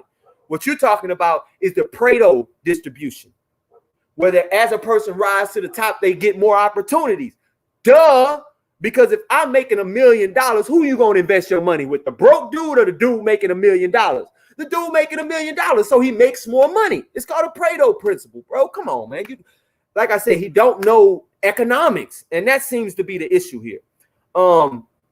Again, an inquiry into the nature and cause of wealth of nations, 1776. Now, again, what causes the wealth of nations? Is free trade, bro. He promoted the idea of a free market in which individuals pursue their own interests. Nobody is coming to you telling you what to do, of course, within the social bounds of the society, of course, which in turn, by an invisible hand, God, leads to the best interest of the society as a whole. Prices of goods are fair, not unjust, but fair, which you are constructing a straw man. Nothing in what I'm talking about in free trade talks about it being unjust. It says that they are fair. Though the individual producer wants to ask the highest price possible, he is bound to accept lower prices thanks to the free competition of competitors. In socialism, the government owns everything. It ain't no competitors. You should have looked at Venezuela a couple months ago where the price of bread was $20, bro. $20 set by the government. You saying that's what God wants for us to starve because we can't afford bread? And to be waiting at meal trucks for handouts? Or do he want us to have those fields which the poor people can glean? Those without can glean from the 1 head. minute remaining. All right. Smith is the basis of the liberal and neoliberal economic thinking, and the ideas are still prevalent in especially American economic policy, and the idea of the free market is the basis of economic thinking in the European Union. The state must have a limited role in the economy, and the market must be the guiding principle, which means you leave it to the market. And this is from Money, Prices, and Market in the Ancient Near East by Bert Van Speck from Yale University, man. This was published in March 30th, 2015, man. And I ain't done with free trade yet. I'm just getting started, man. This brother gonna really have to deal with this instead of that straw man he brought up using that Marxist propaganda while he trying to separate himself from Marxism. Man, you tripping, man. You need to get your stuff together before you come back next round. I yield the mic, man.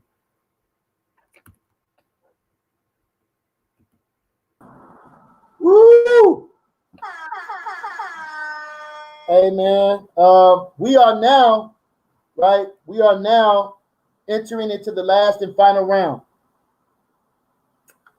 Your scholastic career, your life in this tournament is on the line, right? And at the end of the day, this will be your last opportunity to present as far as your presentation to the judges, all right? So somebody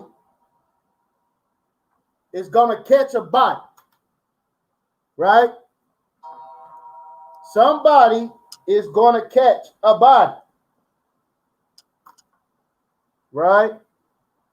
So I'm excited to see how this thing is going to play out. I hope that you judges are paying attention, right, to everything that's going on here, right?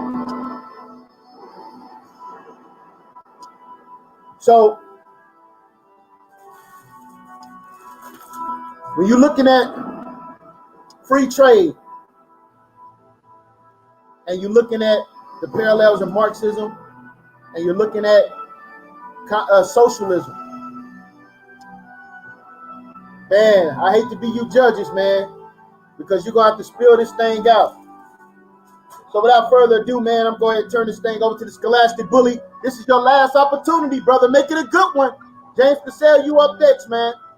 Scholastic Bully, let's go. This your number one contender, man?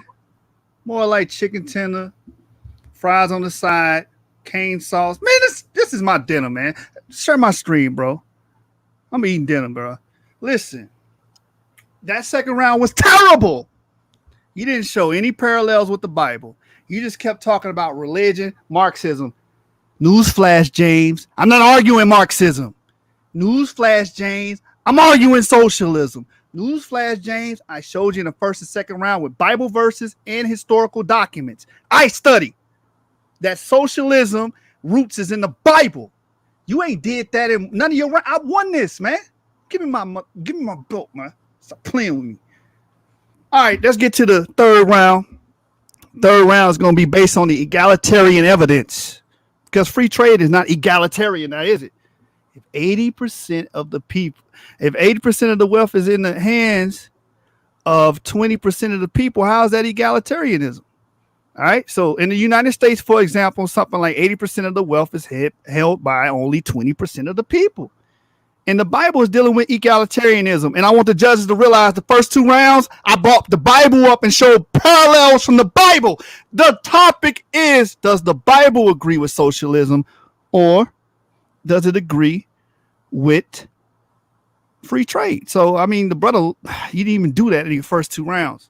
All right. You went on the slander campaign, the atheist campaign, which is not my argument.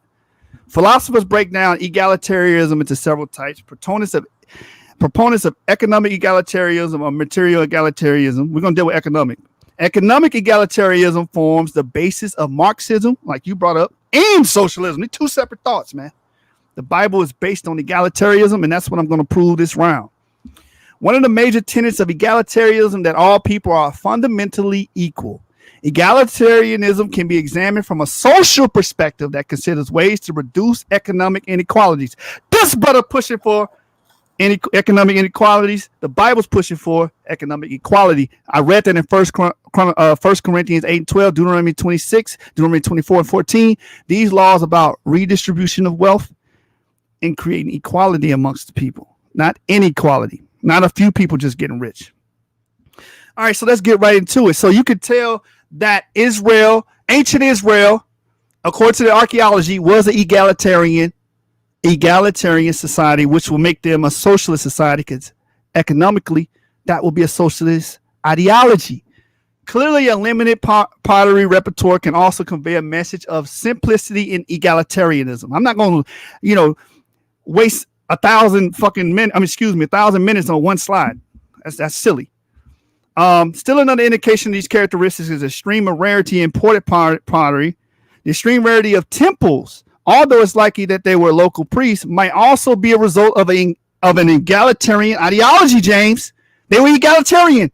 You didn't have this free trade culture where only a few people rise to the top, make all the money, and everybody else is poor. The lack of temples in ancient Israel indicates a socialistic egalitarian society. Early Israel and Egalitarian Society, Biblical Archaeology Review 39 by Abraham Foss, 2013, when this book was made. The common Israelite domestic structure of this period is known as the 4-room house. James, you know about the 4-room house. And egalitarian ideology is clearly reflected in the plan of the 4-room house. So I'm giving you archaeological evidence and biblical evidence. You ain't provided none of that. Your first 2 rounds were terrible. Straw man and Marxism all day. Marxism. I'm doing social. I thought the debate was about socialism and free trade. What is this man doing? Even the houses of ancient Israel are consistent with socialistic egalitarian model. Same source to the right for my judges in the audience. The absence of royal inscriptions is also an indication that Israel and Judah did not generally approve of this genre, thus limiting the king's ability to show off in line with the above mentioned ideology, which is egalitarianism. Thought I was just gonna come here and play with you, man. Egalitarianism is all throughout the archaeological digs. That's why when our enemies say, "Hey, show us a grave, show us an inscription," you know why you don't find those in this area during the Iron Age? It's because they were egalitarian, brother. That's why. Going on, it says when he becomes king. This is the book of Deuteronomy. More proof that they were egalitarian. When he becomes king, he is to have a copy of the books of God's laws and teaching made from the original copy of the Levitical priest. He is to keep a book near him. This is the laws on the king, but the point is verse 20. This will keep him from thinking he is better than other Israelites. This is egalitarian, man. Deuteronomy 17, 18, and 20. Again, I'm going to the Bible just like the topic says. The topic is, does the Bible agree with socialism and free trade? Not if James or Jashub agrees with it. I want you judges to be mindful, man. I want you to be mindful. All right, so moving on. The material culture of ancient Israel points to socialistic egalitarian society. As Deborah puts it, there does appear to be a kind of primitive democracy reflected in the settlements in their main of their material culture. Patriarchal, egalitarian, anti-feudal polemic in early Israel, which appears to be authentic, grounded in history. So it's clear and evident that their ideology was egalitarian, which is a socialistic ideology. The Israelite population had an ideology of egalitarianism and simplicity. It's ideology that is probably responsible for the fact that the burials are so rare at this time and in this place. The same ethos of simplicity and egalitarianism, what some characterize as primitive democracy, was noticed by a number of scholars from various schools of thought. So egalitarianism is replete in the archaeological digs that they have found in that land. I'm dealing with archaeology, man. You ain't bringing nothing to the table but slander. Go somewhere with them Ben Shapiro arguments. What's wrong with you coming to me with Ben Shapiro? It is clear that something in the data drove all the scholars to the same conclusion, that ancient Israel had an egalitarian ethos. The data is conclusive on the matter. The early Israelites were egalitarian. I thought you told people I don't study. But you playing with me, man. Early Israeli Egalitarian Society, Biblical Archaeology, Review 39 by Abraham Voss, 2013. And all my judges want you to know those last slides all came from that same book. Now, defining egalitarianism may focus on income, inequality, and distribution, which are ideas that influence development of various economic and political systems. Karl Marx, which he's right, did use it. But guess what my argument is? Socialism. Do not act out of selfish ambition or conceit, but with humility think of others as being better than yourselves. Philippians 2:3. This is an egalitarian concept that's found in the Bibles in Philippians 2:3. This is not something that's going to coincide against socialism. This is going to favor socialism because egalitarian societies on the economic level is socialism. Biblical scholars belong to all schools have long emphasized the democratic and egalitarian character of Israelite society as portrayed by the biblical narrative. Remember the topic, according to the Bible. Does the Bible agree with socialism or free trade? This brother has failed in both his rounds. Egalitarian ideology is known by biblical scholars. The source, Israel's Ethnogenesis by Abraham Voss, page number 129, 130. Let's keep going. Now let's deal with the Torah legal code, because I'm just going to touch on free trade. The scriptures say do not cheat anyone by using false measures of length, weight, or quantity. Leviticus 19:11. Free trade advocates through the rules, international trade rules, says the Oxford report, are rigged in favor of the rich. When developing countries export to rich country markets, they face tariff barriers that are four times higher than those faced by rich countries. These barriers cost them $100 billion a year, twice as much as they receive in aid. So this is generating poverty and inequality, not creating equality. Which Israel was an egalitarian society, which would mean their system had to create equality, brother. And you just gonna jump over that and go on your smear Ben Shapiro. You came with a white Jewish argument. Get out of here. International trade rules rigged in favor of the rich. Oxfam says NIH.gov is where you can find that. 4/20/2002 is when that was published. So let's keep going, man. Now let's do Nehemiah was purely socialist when we go to the Bible, because remember the topic is according to the Bible. Does the Bible agree with socialism or free trade? Nehemiah used the power of his office to pressure these nobles into releasing their debts, as all the people of Israel are the same in the eyes of God. That's egalitarian, brother.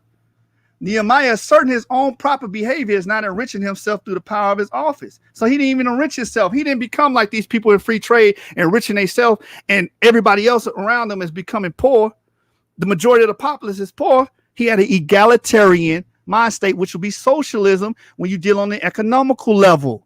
Brother, you the one that ain't studied. Judaism and the Economy, a source book by Michael L. Salto, page number 67, 68. And I'm going to go into Nehemiah 5:14 real quick. It says, neither my relatives nor I ate food I was entitled to as a governor, but I acted differently because I honored God. I regularly fed at my table 150 of the Jewish people and their leaders, besides all the people who came to me from the surrounding nations. Why? Because he was following Torah constitution. And according to Torah constitution, you cannot forbid the poor. You cannot forget the poor. You have to take the money that you make and make a fund and redistribute the wealth so the poor can eat. I read that in my first round, Deuteronomy 26. I hope the judges is paying attention. Now, so we proved that that Israel was an egalitarian society. Egalitarian society. I want y'all to remember that, man. All right, so let's go back to the Jubilee. This is purely socialism. I'm dealing with the Bible and the biblical overtones and bringing it back home. Michael Hudson says, well, the Jubilee year of Leviticus 25 was based on the Babylon practice over 2,000 years. And apparently when the Jews were returned after the Babylonian captivity, they brought back the practice of death cancellation. And when any new ruler would take the throne, the first thing he would do was free the personal deaths. And these 3 parts of Jubilee year were exactly what was done and what continued to be done throughout the Near Eastern kingdoms, Mesopotamia during the Near Eastern kingdoms, even Persia, according to Herodotus. So this is a form of wealth distribution as well, because now you're not paying back those debts. You're being cleared of those debts, and you're getting those lands back from these rich people that were holding your things, your money, things of monetary value. That's socialism. Jubilee Land Restorers Act is purely socialist. It said it belongs to God, and you are like the foreigners who are allowed to make use of it. Your land must be sold, not be sold on a permanent basis. He ran from this. According to the Bible, you don't have land rights. You're just a leasee. God owns the land. That's socialism. It belongs to God, and you are like foreigners who are allowed to make use of it. In that case, you must pay to the one who bought it. The sum will make up the remaining until the next year of restoration, meaning if you lose your land, you get it right back, and that land is not yours, it's God's, which is the supreme potentate, the governmental power of the Bible. We in a theocratic society. Democratic socialism in the Bible, again, Deuteronomy 14, 27, 29. And the Levite that is within thy gate, thou shalt not forsake him, for he hath no part nor inheritance with thee. At the end of the 3 years, thou shalt bring forth all the tithe of thine increase the same year, and shalt lay up within thy gates. And Levite, because he have no part nor inheritance with thee, and the stranger and the fatherless and the widow, which are within thy gate, shall come and shall eat and be satisfied, that the Lord thy God may bless thee in all the work of thine hand. So again, this is socialism, taking funds and redistributing the wealth. I brought that in the first round, that's what socialism is. So let's keep it going, man. More examples of socialism. I read this earlier, but Deuteronomy 23, 24, and 5, being able to go into your brother's land proves that it was socially owned, commonly owned, because all instruments of labor and land and capital should be placed in a social pool. Ancient Israel had a social pool, brother. That makes it socialist. The Bible supports the ideal of the social pool. Acts 4:32 is an agreement with socialism, social ownership again. The group of believers was in one mind and heart. None of them said that any of their belongings were their own, but they all shared with one another everything they had. So again, this is socialism in the Bible. All instruments in labor and land and capital in a social pool. The source is Alexander Gray, the socialist tradition. So this is telling you what socialism is at its core, brother. You keep going on these slander brigades and trying to attack it from a white Jew perspective. Ben Shapiro. Let me keep going, man. For example, obligations the field owner had toward the destitute and rights that the destitute have in the produce of the field owner. This is socialism. It's readily apparent that each biblical commandment is actually a double one: to give and to not hold back from giving, which translate into a title that the poor person has in surplus property of the rich person. Thus, writes Maimonides, which is Rambam, in his legal codification regarding gifts to the poor. If the owner of the field forgets to leave any of these divinely ordained, God ordained this, he's the potentate, he is mandating that you take care of the poor, James. 1 minute remaining. All the obligatory gifts to the poor includes no benefit to the owners. These are obligatory, brother. The government mandates, it's obligatory. It's not, oh, just philanthropy. We just choose to do it. The Lord said you got to do it, man. It says, when you harvest your fields, do not cut the grains at the edge of the fields, and do not go back to cut the heads of the grain that were left. Leave them for the poor people and foreigners. This is the Lord your God. This is a commandment, brother. Leviticus 23 and 22. So Maimonides, the great codifier, wrote in the 12th century that every Jewish community had 2 funds for the poor. This is socialism, brother. We have never seen nor heard, he writes, of a Jewish community that does not have the kuppah for charity, which is going back to Deuteronomy, which is obligatory. This is obligatory, man. It says it had the right of obligation to enforce involuntary giving and taxation in order to help the destitute in their community. That's socialism. The governmental powers around are forcing the people and mandating them through law to bring forth wealth, distribute the wealth, so to feed the impoverished people, to make sure the impoverished people were all right. That's what you get from an egalitarian society. Scholastic bully, Southern gang. Let's go. Let's go, man. Hey, all right, family. So, just want to let you know, man. Share my screen real quick. All right, man. So we got the Source T-shirts, man, that you can support the league, right? Just contact me, man. Hit me on my DM. You can support the league this way, right? Also, shout out to Ratchet Craig. I want you to be on the lookout for the Ratchet Craig show. You can see that on Information Age. Shout out to Information Age. Also, man, if you have any, if you want to promote your business, all right, any services that you provide to the community, you can promote that on Instagram at Bruce Street Marketplace, man, right? So shout out to Bruce Street Marketplace, man. They doing their thing over there, providing us major service, and they're growing. They're growing quick. They got a lot of followers, and they're growing real quick, man. So be on the lookout for that, man. All right, so James Cassell, are you ready? Yeah, let me get my screen shared, and then as soon as you see my presentation pop up, start my clock. All right, you see it out, so I know when the clock started. Yeah, I got you. All right, bet. All right, man. Let's get into this presentation because this brother here talking about slander. Now, everybody here heard him sit there and talk about how free trade is the oppression of people. But when I read it, it didn't include that. It talked about fair trade amongst people. Then he sits here and pulls a lie out of his butt. I don't even know where he got this from, that I'm making a Ben Shapiro argument. Like, bruh, stop making up stuff. Just deal with the facts I'm putting forward, man, because you ain't rebutted none of this. You talking about you're openly quoting Marxists to support your socialism, but don't want to go where Marxism takes you, brother. You need to stop that. You really do need to study this more, bro. But let's deal with philanthropy, because this is what this brother keeps calling socialism in the Bible. It's philanthropy, bro. And I just put these two up there, Thurgood Marshall and a brother Todd Pimpkin, just to show. And I'm going to quote Pimpkin real quick. Black giving matters, because how can we expect change if we are not willing to invest in our own communities, schools, and social movements? All right, let's keep it moving. All right, this right here, Nobel Prize winning economics. I'm not going to read all his credentials for time's sake.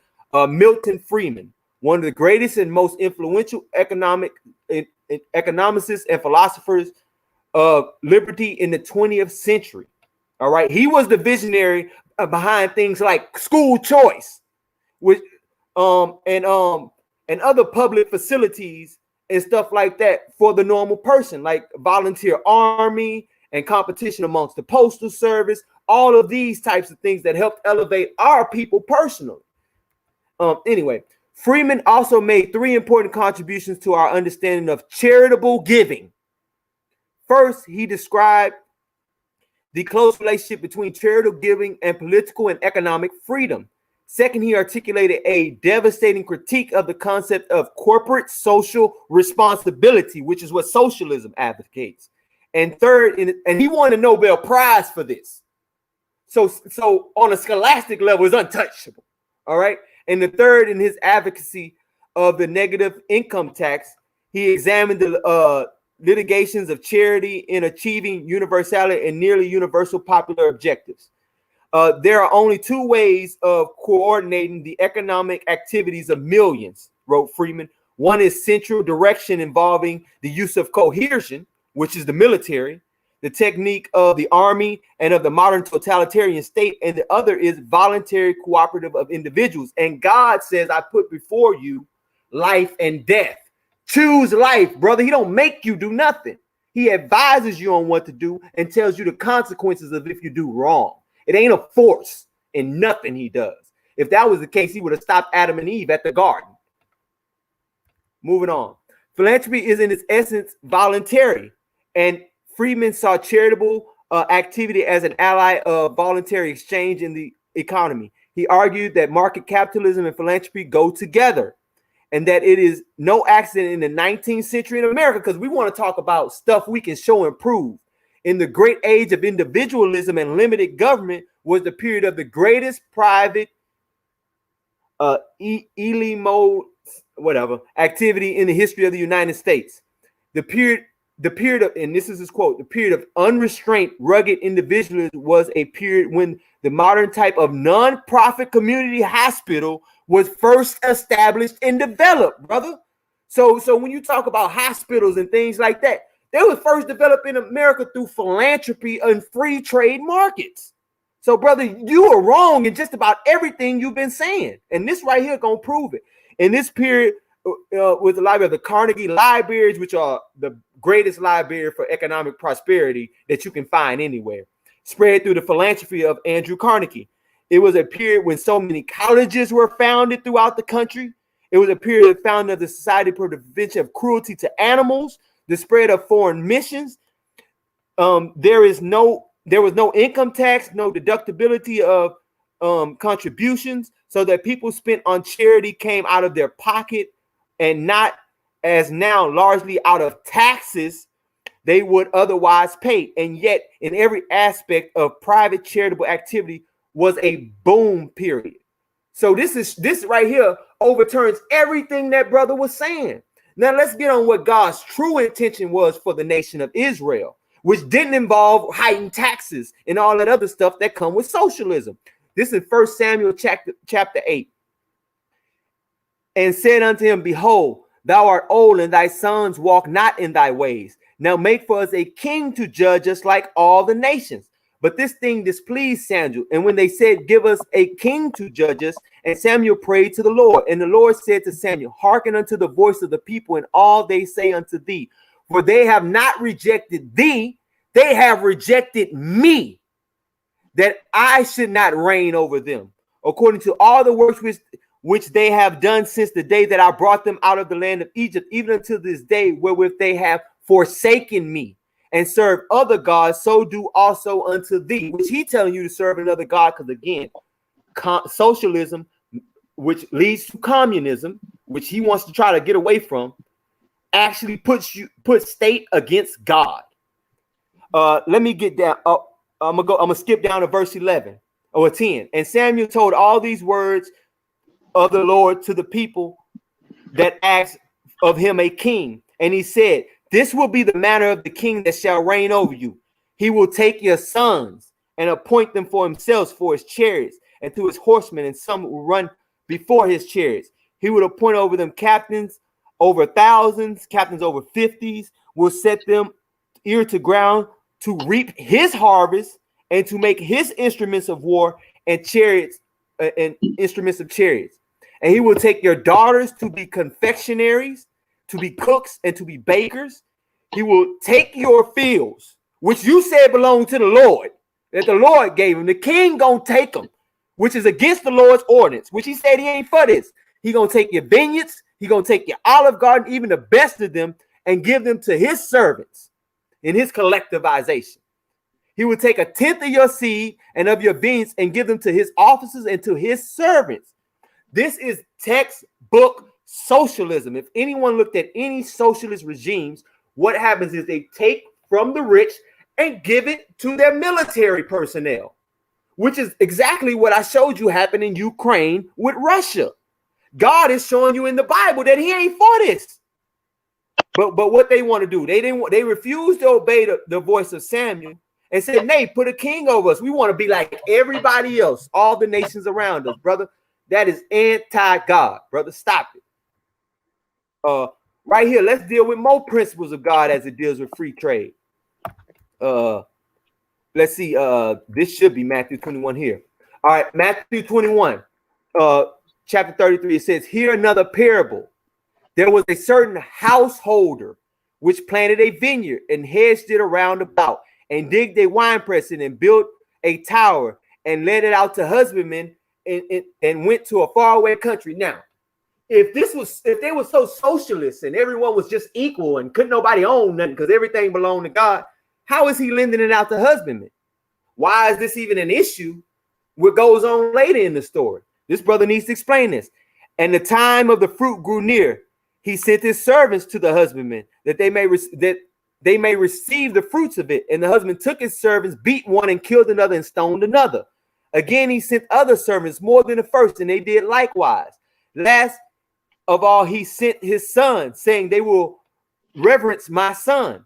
But when the husband saw the son, they said amongst themselves, just like the Soviet Union said. Said amongst themselves, this is the heir. Come, let us kill him. Let us seize his inheritance. Now, in order to have an inheritance, you must own something. And the Bible says a righteous man gives an inheritance until his children's children. So in order to do that, it can't be collectively owned. It must be privately owned, which is what free trade is all about. And they caught him and cast him out the vineyard and slew him. And the Lord, therefore, of the vineyard cometh, what will he do unto these husbands? And they said unto him, he will miserably destroy those wicked men, and will let out his vineyard unto other husbands, which will render him the fruits in their season. Now, I know he's going to probably be like, oh, this is a parable just talking about God getting what's due him. But hold up, brother. This is also principles about how we're supposed to deal with one another in business. All right. And this principle is purely free trade. Everybody ain't egalitarian. Are you trying to tell me Solomon, the richest man to ever live, according to the Bible, was egalitarian with the rest of Israel? Brother, that is idiotic. Are you telling me the great houses were egalitarian with the low-class people in Israel? No, by egalitarian in Israel, they mean egalitarian before the law of God. Everyone's equal. And we see that with David because he was punished. Brother, get your stuff right. All right. Okay. All right. Here's another one. In Matthew right here. Starting in verse 19. After a long time, the Lord of those servants come and reckon with them. And he's okay. This is the parable about the talents. The Lord giving the talents to a man. I just skipped over a big portion of it to get to the point. And so he had received 5 talents, came and brought the other 5 talents, saying, Lord, thou deliverest unto me 5 talents. Behold, I have gained besides them 5 more talents. That's free trade, brother. That ain't no egalitarianism. This brother out there making money. Why? Because the Lord is a hustler. He about his money. Abraham was what? A merchant. Come on, brother. You got to understand this. Solomon was what? A merchant. Merchants are about their paper, bro.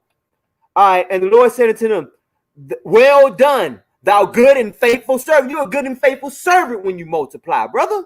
Thou hast been faithful over a few, and I will make thee ruler over many things. Enter thou into the joy of thy Lord. And also, and he also who had received 2 talents came and said, Lord, thou deliverest unto me 2 talents. Behold, I have gained 2 other talents beside them, another hustler. And the Lord said unto him, well done, good and faithful servant. Thou hast been faithful over a few things. I will make you ruler over many things. Even though enter thou into the joy of the Lord. Brother, this is the Pareto distribution at work. When you do good, more opportunities come your way. Then he which that receiving 1 talent came and said, Lord, I know that thou art a hard man, reaping where thou hast not sown. Again, hustling, making money, and gathering where thou hast not strawed. I was afraid and went and hid the talent in the oath. Lo, thou hast what is thine? His Lord answered, said to him, thou wicked and slothful servant. So the servant that went and hid it away to keep it for everybody, so he can be egalitarian with his master, and they each have one, his master have one, I guess. He was called wicked, brother, for not going out there and making money in free trade exchange. Thou oughtest therefore to put my money to the exchanges. Look, he even saying, give it to the exchanges. And then at my coming, thou would have received mine own with usury. Now, we can't do usury among Israelite brethren, but when it comes to other nations, we definitely can, brother. And that's when he said, should have put it with the merchant so I could have gained at least some interest on my money. Take therefore the talent from him and give it to the one with 10. The first one who multiplied the 5 and doubled it up, God gave him more. For unto everyone that hath shall be given, and he shall have abundance. But for him that hath not shall be taken away even that which he hath. And cast ye the unprofitable servant into utter darkness, that shall be weeping and gnashing of teeth. This is showing you right here, brother, that if you're unprofitable, you ain't out there going and get it to bring it back to the owner, not to the other people and owns in the means of production, like you are saying. God said he the owner, and you go make his money. That's free trade, brother. All right. Inheritance. Again, inheritance and free trade. Virtually all kinds of property appear to have been subject to transfer by inheritance or bequest. Provisions for transferring real property, land, fields, houses were centrally important in the biblical law and tradition. Wealth generally and certainly particular forms of the same could be inherited and bequeathed. Slaves, brother, silver, not exchanged amongst everyone, gold and cattle.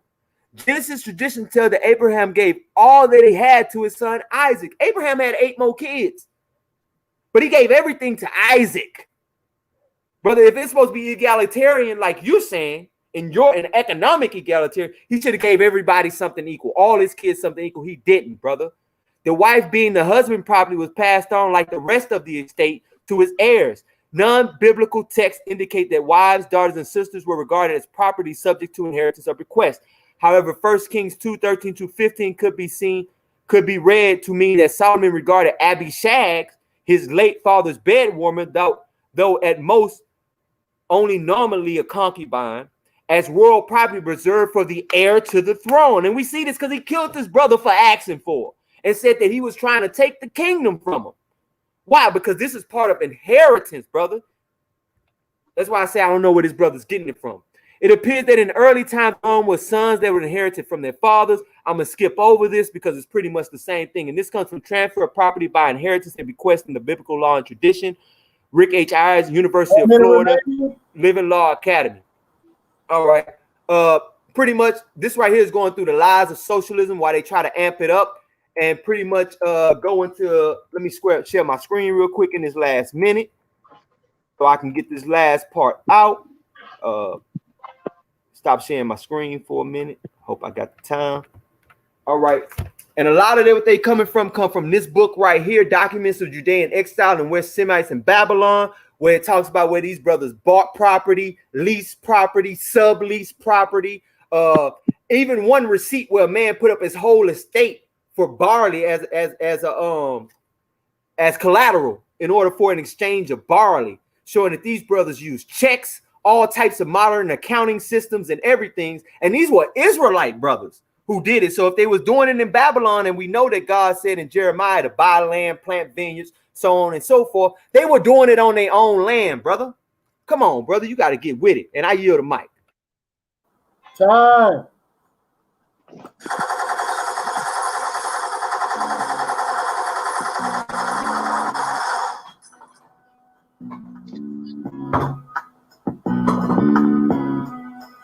Yeah.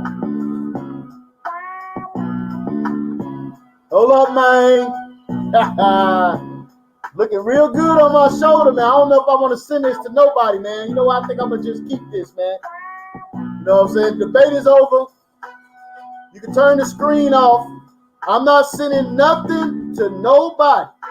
I'm just going to sit here with 2 belts. I'm just going to rock out. Every time I come on, I'm just come just like this. Right? So, this is very... listen, I want to share my thoughts, right? But I don't want to impact this debate at all. You'll get an earful after the show. You understand? So I don't want to impact the debate at all, because that was a time when somebody told me, brother, you impacting the debates. All right, man. Right? So I'm going to just hold my thoughts. Right? But I'm seeing a lot of evidence from both sides, man. It's very difficult for me, man. Like some things okay, that's a good point, right? I agree with that. Then the next brother come on, like, oh man, that's, this is a very, very good debate, man. This is a very good debate. The comment board is lighting up, right? We got a lot of people supporting the league. This is for all the marbles, man, right? And we've been waiting to get to this point. We started with 16 men, and now we're down to 2. Right? So now we're going to transition into the question and answer segment amongst the brothers, where they're going to be asking each other questions, 3 questions apiece. Now, everybody that's watching, I want you to get ready, because right after the question and round segment, I want the audience to speak. All right? We want to hear from you. right? And then we're going straight to the judges. All right, so debaters, are you ready?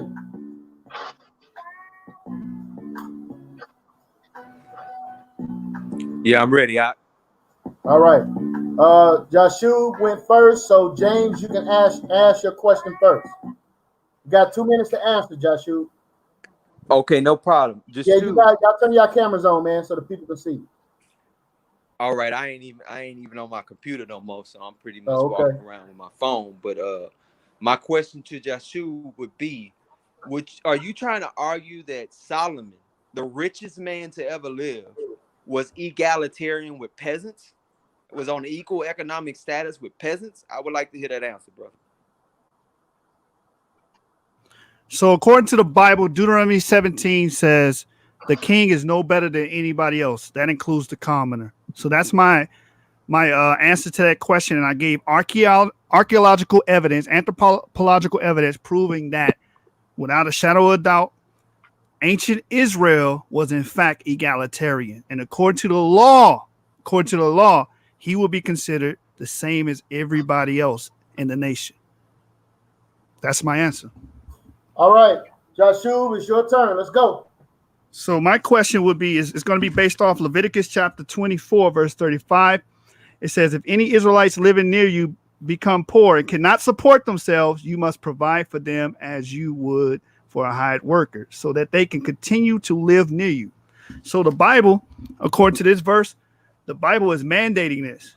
So are you going on the record and saying that God and the Torah institution is not for a socialistic redistribution of wealth? Okay, I'm gonna say two things real quick. One of the things is I asked you on the first question economically, which you went into before the law, which are two different completely questions because your argument was economically they were egalitarian during the debate. But that's fine. I would say that would be giving a brother a job in order to make sure he's on his feet. That's why I said like a higher servant.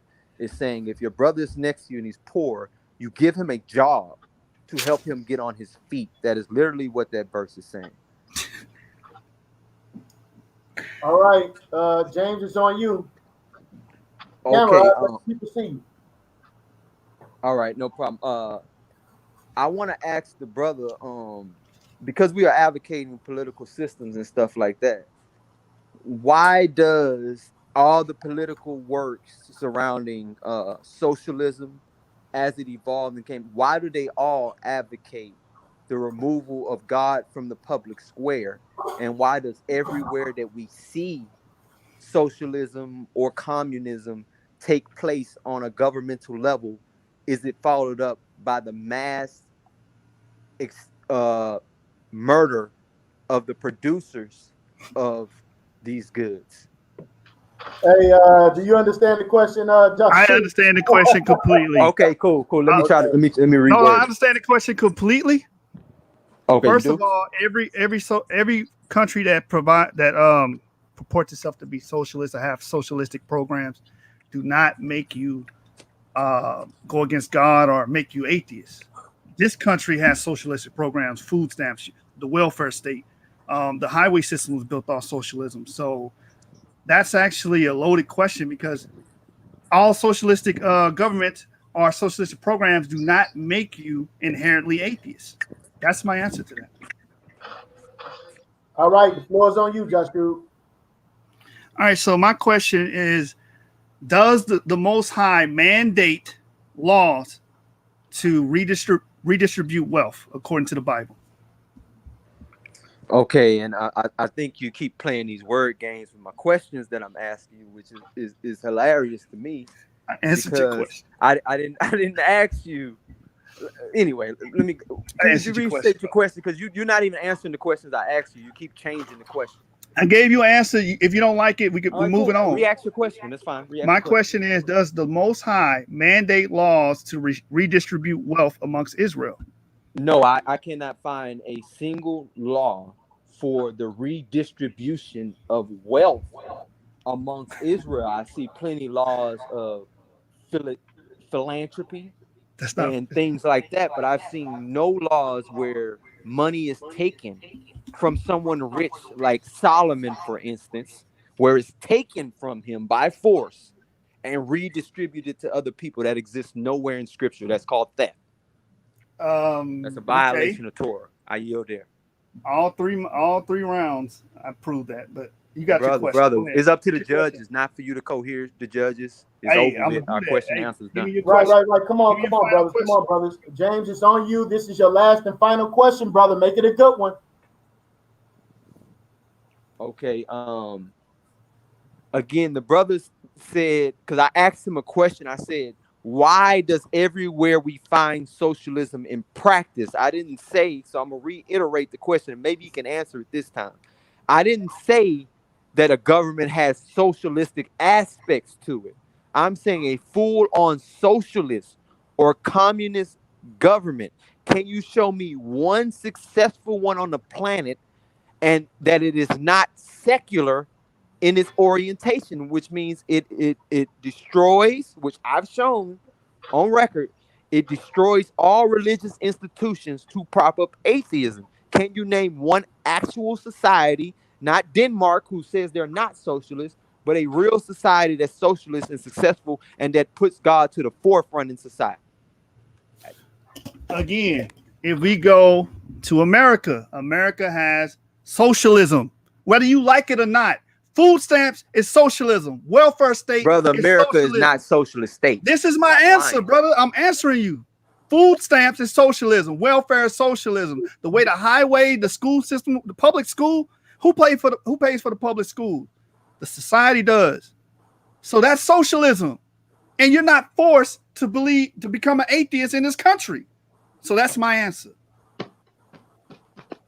All right, hey, I believe that's 3. Am I right or wrong about that's his third? He reiterated. He got one. Jashub got one more. Yeah, all right, that's on you, Jashub. My last question is, if free trade is so good, why does it create so much inequality? And the number one country on this world is China. The number one country on this world is the most successful with free trade is China. And it's also the number one country in inequality. So if God is backing this, why is it making their own country based on inequality? Inundated with inequality. Go ahead. Okay, China for one is a communist country. And it has not a free trade country. It has free trade. So you need to understand that first and foremost. You got free trade, bro. Bro, if I can finish.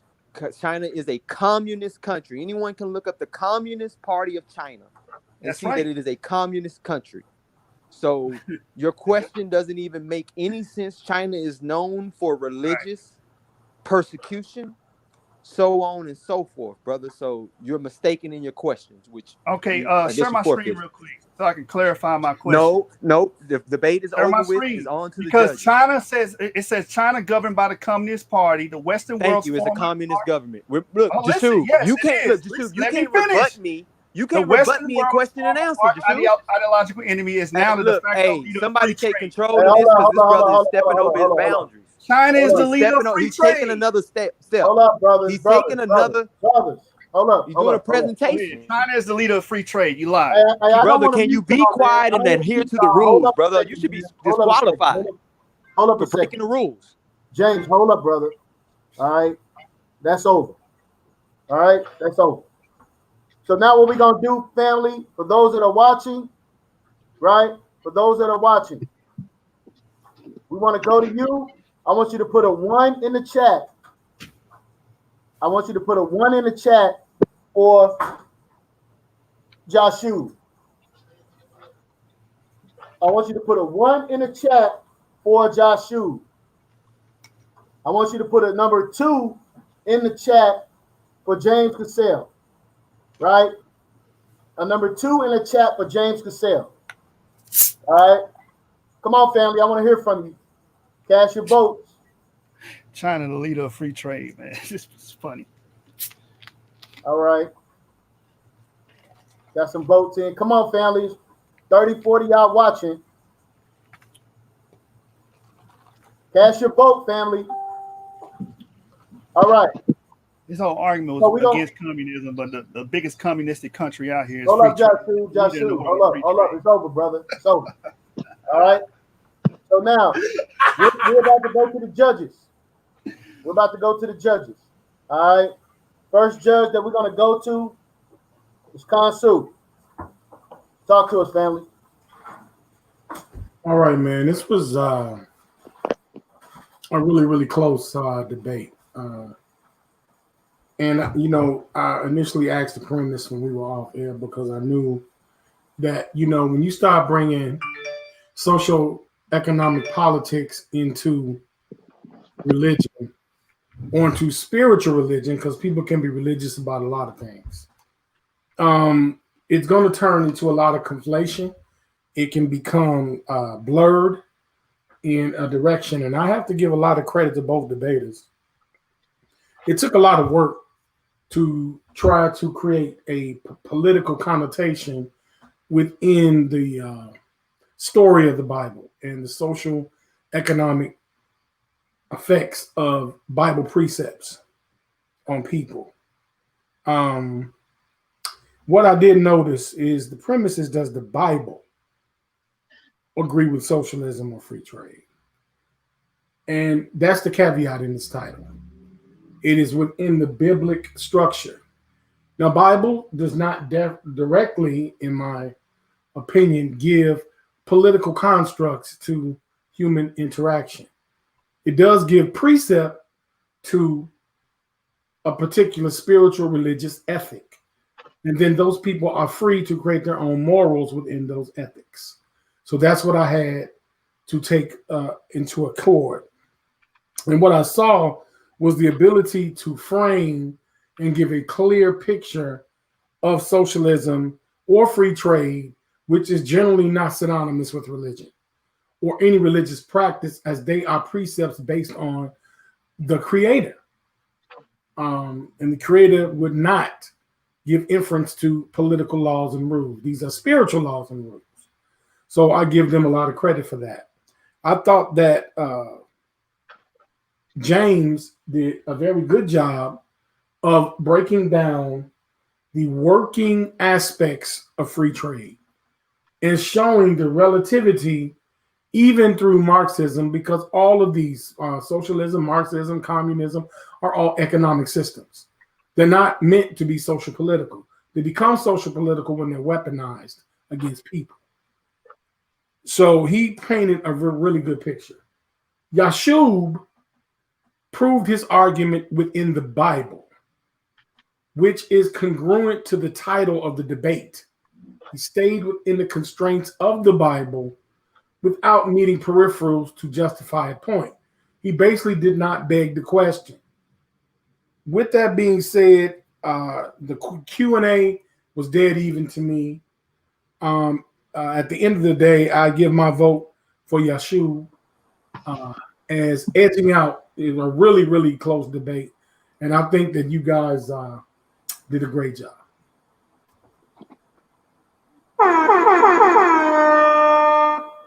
Woo! The first vote is for the scholastic bully, Jashub. All right.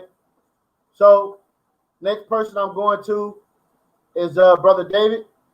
Are you there? Yes, sir. Can you hear me? Yeah, I can hear you clear. Talk to us, family. I just want to make sure that I'm saying his name right. Is it Jashub? Yeah, Jashub. Yeah. Okay. All right. First off, I enjoyed it thoroughly with both sides. I really, really enjoyed the intensity. I love it when, men, especially Black men, are very intelligent and can really convey their thoughts accurately with, a lot of information. And I don't know if anybody knows, I went to Howard University, and they breed you on how to debate. And one thing that they always just tell you is you should be able to stand on your own 2 feet, and you should be able to present your argument with evidence, regardless of what it is. And so I really appreciate this league. I really appreciate what you're doing. And like I said, I really appreciate being invited to evaluate. With that being said, like I shared at the beginning of the debate, I'm a Christian from a personal perspective, I agree with James. However, as a judge, I cannot allow personal bias to frame how I evaluate the debate. And so what I did was I took my personal thoughts out of it, and I listened to how well the argument was construed, what kind of evidence was given. I feel as though Mr. Jashub did a very, very good job as far as sticking to the premise, what does the Bible say? And so and when I was listening to both debates, like the judge before me said, I believe that the Bible is very balanced. I believe that God always has a balanced view in Scripture. And so I don't think that it's one way or the other. I think that to the last judge's point, God gives us a very scriptural, spiritual, and moral framework, and we formulate our structures based on that. So I believe that you could make a case for socialism based on certain scriptures, and I believe that you could make a case for free trade. There were some scriptures I was hoping to hear from both sides that I didn't hear, but then there were some scriptures that I wasn't expecting to hear from both sides that really kind of impressed me. What I noticed with Mr. Jashub, like I said, he stuck to the premise. He said, here's why I believe that the Bible supports socialism. He gave not only natural,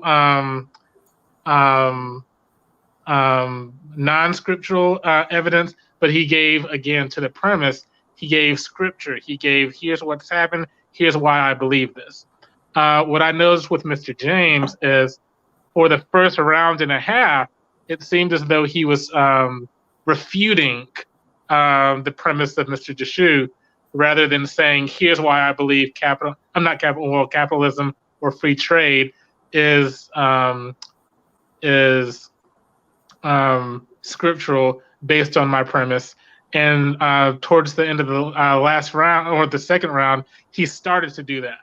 Now, after the third round, I gave it to Mr. Jashub. However, after the question and answer round, I believe that Mr. James asked some very good questions, and I would actually give him the question and answer round. However, because the Bro, question you're killing me, brother. You're killing me. I'm about to jump out of my bones, brother. Come on. Here it is. According to the topic. The topic was, what does Scripture say? Do you believe that Scripture does it? And so because of that, I give my vote to Mr. Jashub. Woo! 7 gang, scholastic bully in the building. All right, man. So, we have another judge. So it's pretty much over. But let's hear from Ratchet Craig. Talk to us, family. Man. It was a showdown. I love it. It was a showdown, man. And this guy down there, these my brothers, man. And it's hard for me. I wish I wasn't even a judge right now. And I hate to do this, man. But I did like both of their arguments, but I kind of thought that they kind of stuck on their Marxism a lot. But I wish he would have went into like King Solomon's stories more, as his foundation, his premise. Them stories more, and I could have just seen it more, you know what I'm saying? So I think he would have won with that because he came with that heat, and it was kind of too late though for me. So, I got to go out and give it to Jashub on that, man. I got to give it to Jashub. It's hard for me, man, to make that decision though, but I love Josh. He's still the argument king to me. You know what I'm saying? And he gonna do that. Very right. Congratulations, Jashub. Yeah, man. Go ahead, James. Any closing remarks? Oh no! Only thing I would say is, I see the brothers coming from. I didn't really take the time to hit free trade hard enough. But again, I was doing the methodology of showing straight off how socialism was blatantly against God. But I guess the judges didn't see it that way, and hey, the judges made their decision. I want to congratulate my brother Jashub on the victory, man. But guess what? I'm still victory. I yield, man. Hey, I want to say, man, it's all love to James. Hey, I had to bring that fire to you, brother. I had to fight. I want the championship belt, man. I couldn't lay down. I had to fight you tonight, brother. It hurt me, man. It hurt me to fight this. I know this brother. We do business together. You know what I'm saying? But I had to because it's a competition, man, and I wanted to really win this. You know, so I wanted to show the community that Hebrews got scholarship, God damn it. At the end of the day, scholarship is going to win, and I that's why I thought this thing was very important to me. That's why I took it to heart. That's why I took the time out, bought 5 new books for this whole title, for this topic, studied my rear off. I know we can't cuss on here. Just study my rear off all week while working hard hours, trying to put this presentation together to ensure victory. And I know you a tough opponent, man. I ain't never slept on nobody, and I definitely ain't gonna sleep on you. I know you, brother. So I love to fight the battle. It was intense, a nail biter. You know what I'm saying? But I had to stay focused, and you stayed focused, and we put on the show. Hey, you was out of line with that Ben Shapiro comment, bro. You talking about strong man, God. Come on, bro. You a straw man in the whole argument. You a straw man in the whole debate. Marxism. Come on, brother. Brother, it's the natural product of socialism is to bring apart Marxism. I'm just saying. But China, I didn't get to bring this out in the debate, but China is the world leading free trade country, and they're communists. So if I was able to get that out in the third round, I still got it, man. Championship is in the hand of a scholar. I deal with scholarships, so y'all ain't got to worry, man. I'm gonna wear this belt with pride and dignity. Hey man, let me say this, man. A fun fact about this tournament, right? Somebody got to mute their mic. A fun fact about this, and congratulations to Jashub, man. Jashub, throughout the entire tournament, never lost, never had a split decision throughout the whole tournament. Every one of his debates have been 3-0, right? Showing that brother's scholarship, man. You know what I'm saying? So kudos to that brother, man. Jashub, man, you did your thing, man.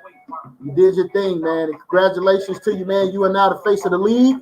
A lot of responsibility on your shoulders, man. Right? A lot of people gonna be pulling at you in regards to diplomacy, brother. All right. So I'm gonna give you this, but don't ever forget.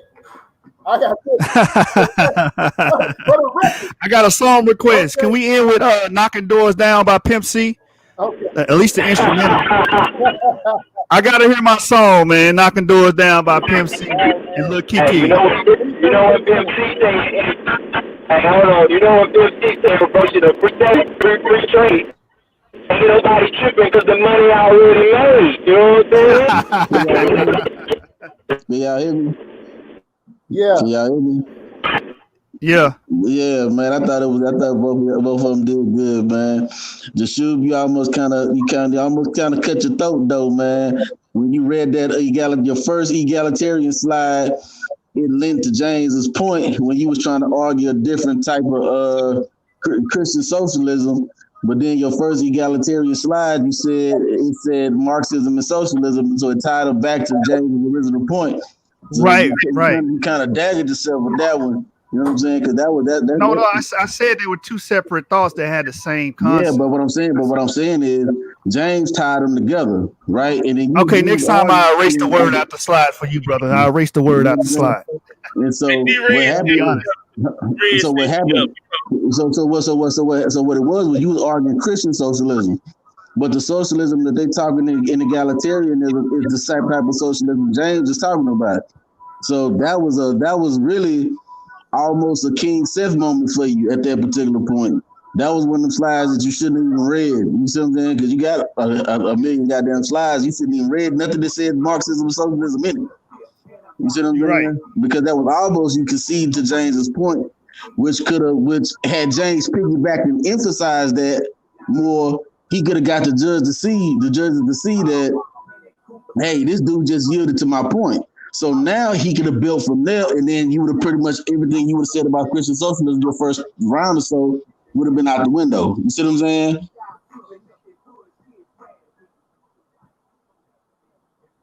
Yeah, I hear you, but the rest of it, bro. Composition by division right there. That was composition by division. I clarified what I meant by that. Marxism and socialism both use egalitarianism, but my argument was socialism, and I kept bringing it home. The whole round, I brought it home.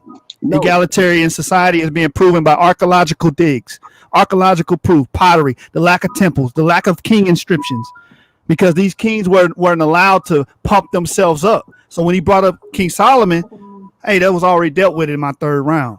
No, what I'm saying is I agree with you, but I'm talking about, but that was your second round, toward the end of the second round. That's why I said your first round, you was trying to expound on the fact that it was the socialism that you were advocating for was a Christian form of socialism. But when you brought up your egalitarian argument, the egalitarian argument was talking about standard socio-political socialism that's tied in with Marxism that James tied in together. You see what I'm saying? Those are two totally different aspects of socialism. Christian socialism. He also quoted, which I kept talking about, quoting open Marxists. Like all throughout his debate, I know people probably ain't read a lot of these people. He quoted open Marxists as supporting his socialism the entire debate. And I kept trying to bring that back. Saints of hold on, let me just finish this point, Jashub, but you got it. All right, thanks. That's why, hey, look, Jashub is over with. I'm not competing for the belt. I don't give a shit. What I'm saying is that that's why I kept bringing up that you're quoting Marxists. During your whole time you're yelling about Christian socialism. So that's why I kept hammering back to Marxism, because you kept quoting Marxists. Like, AOC, Ocasio-Cortez. You kept quoting her. She's an open Marxist. You're quoting an open Marxist about Norway and Denmark and all that being socialist. But that's a Marxist position, not there. You see what I'm saying? That's why I kept hammering on. But I hear it. All right, so that's an ad-hom because, okay, let's say that's true, that I kept quoting Marx, which is not true. Saint Simon is not a Marxist. He's a Christian socialist. And I quoted English and French socialists as well. Only 2 slides came from that young lady that you brought up. It doesn't matter what was said in the article. That's all I care about. Scholarship. Let's go. All right, man. Hey, thank you for honoring my song choice. Appreciate it, brother. Knocking doors down. Yeah, no doubt, man. No doubt. Yeah, we the source, man. Source up or shut up. This is what we do, man. Right? This is what we do. Shout out to the sourced up clique, man. We sourced up and we sourced out. You know what I'm talking about? This is what we do, right? And anybody that's watching that want to get involved, contact anybody that's in the league already, right? Contact any of us, and we'll get you hooked up, man, right? To raise your scholarship. Understand this, man. This is what we do, right? We got a tag team tournament that's coming up, right? We got a showdown that's coming up with SVDL, right? We got a showdown coming up with what's some brothers over there with Unc Nil? Amon-Ra Squad. We taking all the smoke. We working on that, right? We got a showdown with Dagger Squad, right? This is what we doing, man, right? We're building and we're bringing these particular topics to you, man, right? Whether you like it, love it, understand it, believe it, agree with it or not, this is what we do, man. We the source, man. We the source, man. Right? We the source. We got all the sauce. Understand that, man. Right? So any closing words before we close out of here? Because we're going to go in the back chat. It's going to be a lot of noise going to be talked in a minute. All right? So if you want to join us in the back chat, hit up the source and we'll get you linked in. Any closing words from anybody? I just want to say I'm proud of this league, and I'm going to do everything in my power to make sure that this thing grows, irregardless of any outside forces. I'm proud that I actually won this because, like I said, man, I want it to be known that Israelites really do got scholarship. That's A lot of us think that we're a bunch of magical, fanciful people, but you know, James too. James don't deal with that, man. We deal with real scholarship. We research, man. We bring methodology to the table and trying to bring forth a better product for our people to follow at the end of the day, man. So I want y'all to subscribe to the source, like the video, share the video, and we're going to keep moving. We're going to keep producing and keep bringing out fresh content. So you brothers need to lock in, subscribe to Y'all World 77 on YouTube, and NYMG. Follow NYMG on Facebook to get the latest debates, content from the source. Source up or shut up. That's what it's all about, man. Know what I'm talking about? That's right. That's right. We're going to keep this thing going, man. We appreciate all the love and support from the community, man. Stay tuned. Outside the cube, I see you in the comment board talking reckless, brother. We coming for your neck. Understand that. Right? So if you want any smoke, we want all the smoke. We out of here. We're starting a new company. It's a source now. We the source now. Taking over the